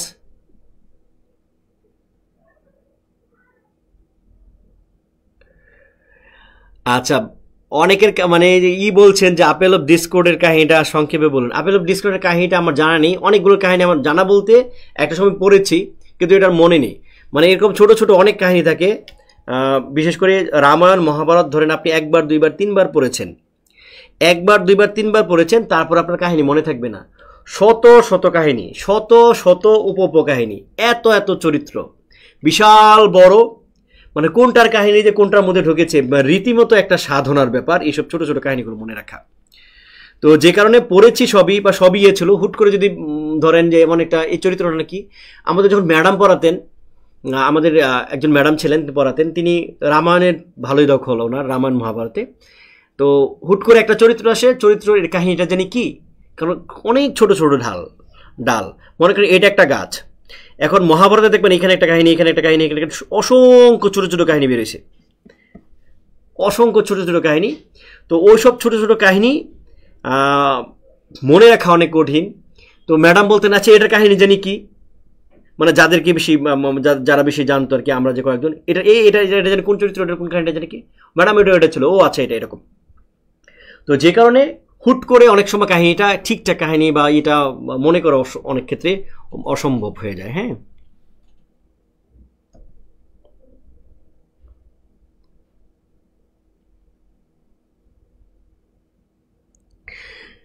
তো রামায়ণ মহাভারতের রামায়ণের কাহিনীটা আমি ইয়াতে দিয়ে দিব, বইয়ের মধ্যে দিয়ে দিব, এটা লেখা হয়ে গেছে।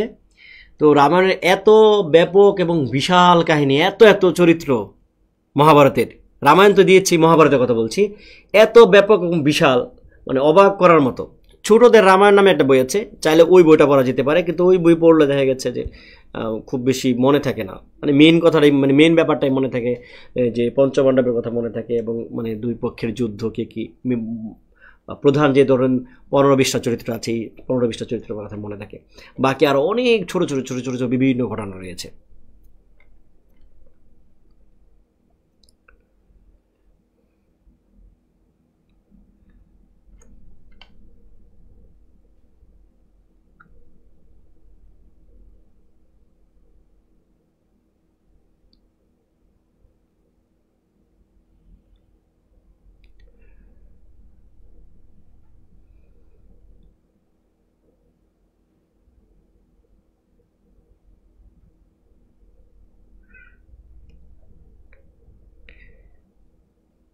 আপেল অফ ডিসকর্ড, এটা তো গ্রিক কাহিনী। এই গ্রিক কাহিনীটা যে কোন কাহিনীটা, এটা আমার এই মুহূর্তে মনে করতে পারছি না যে আপেল অফ ডিসকর্ড কোনটা নিয়ে ছিল।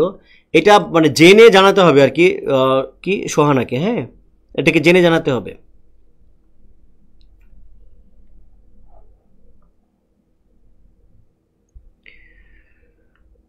আচ্ছা, আমার মনে হয় আপনাদের আর কিছু জানার আছে কিনা, বা আর কিছু বিসর্গ সন্ধে আমার মনে হয় বুঝতে পেরেছিলেন, কারণ ওইভাবে আপনাদেরকে আমি জিজ্ঞেস করতে পারি নাই, ক্লাসটা সবার জন্য উন্মুক্ত ছিল এই জন্য।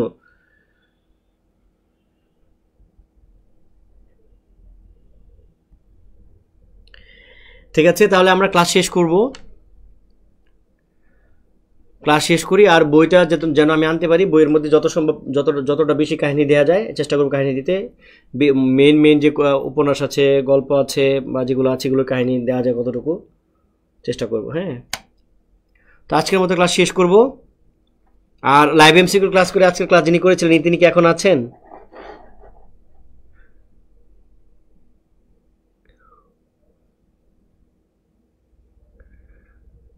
কি জানি প্রশ্ন করেছিলেন? শেখ ইমরান হোসেন, শেখ ইমরান হোসেন কি আছেন?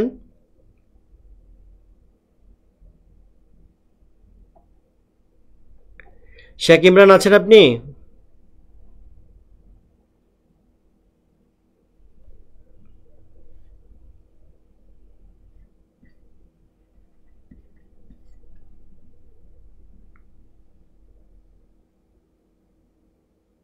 হ্যাঁ, লিখিত অংশ এখান থেকে প্রশ্ন আসবে। লিখিত অংশ এখান থেকে আমার প্রশ্ন আসতে পারে কি, দুইটা প্রশ্ন আসতে পারে। এক কথা হচ্ছে মাইকেল মধুসূদন দত্ত কি মেঘনাদ বধ কাব্যের আধুনিকতা বা মেঘনাদ বধ কাব্যের পরিচয় দিন, কিংবা বীরাঙ্গনা কাব্যের আধুনিকতা কিংবা বীরাঙ্গনা কাব্যের পরিচয় দিন, আসলে এখান থেকে আসবে প্রশ্ন।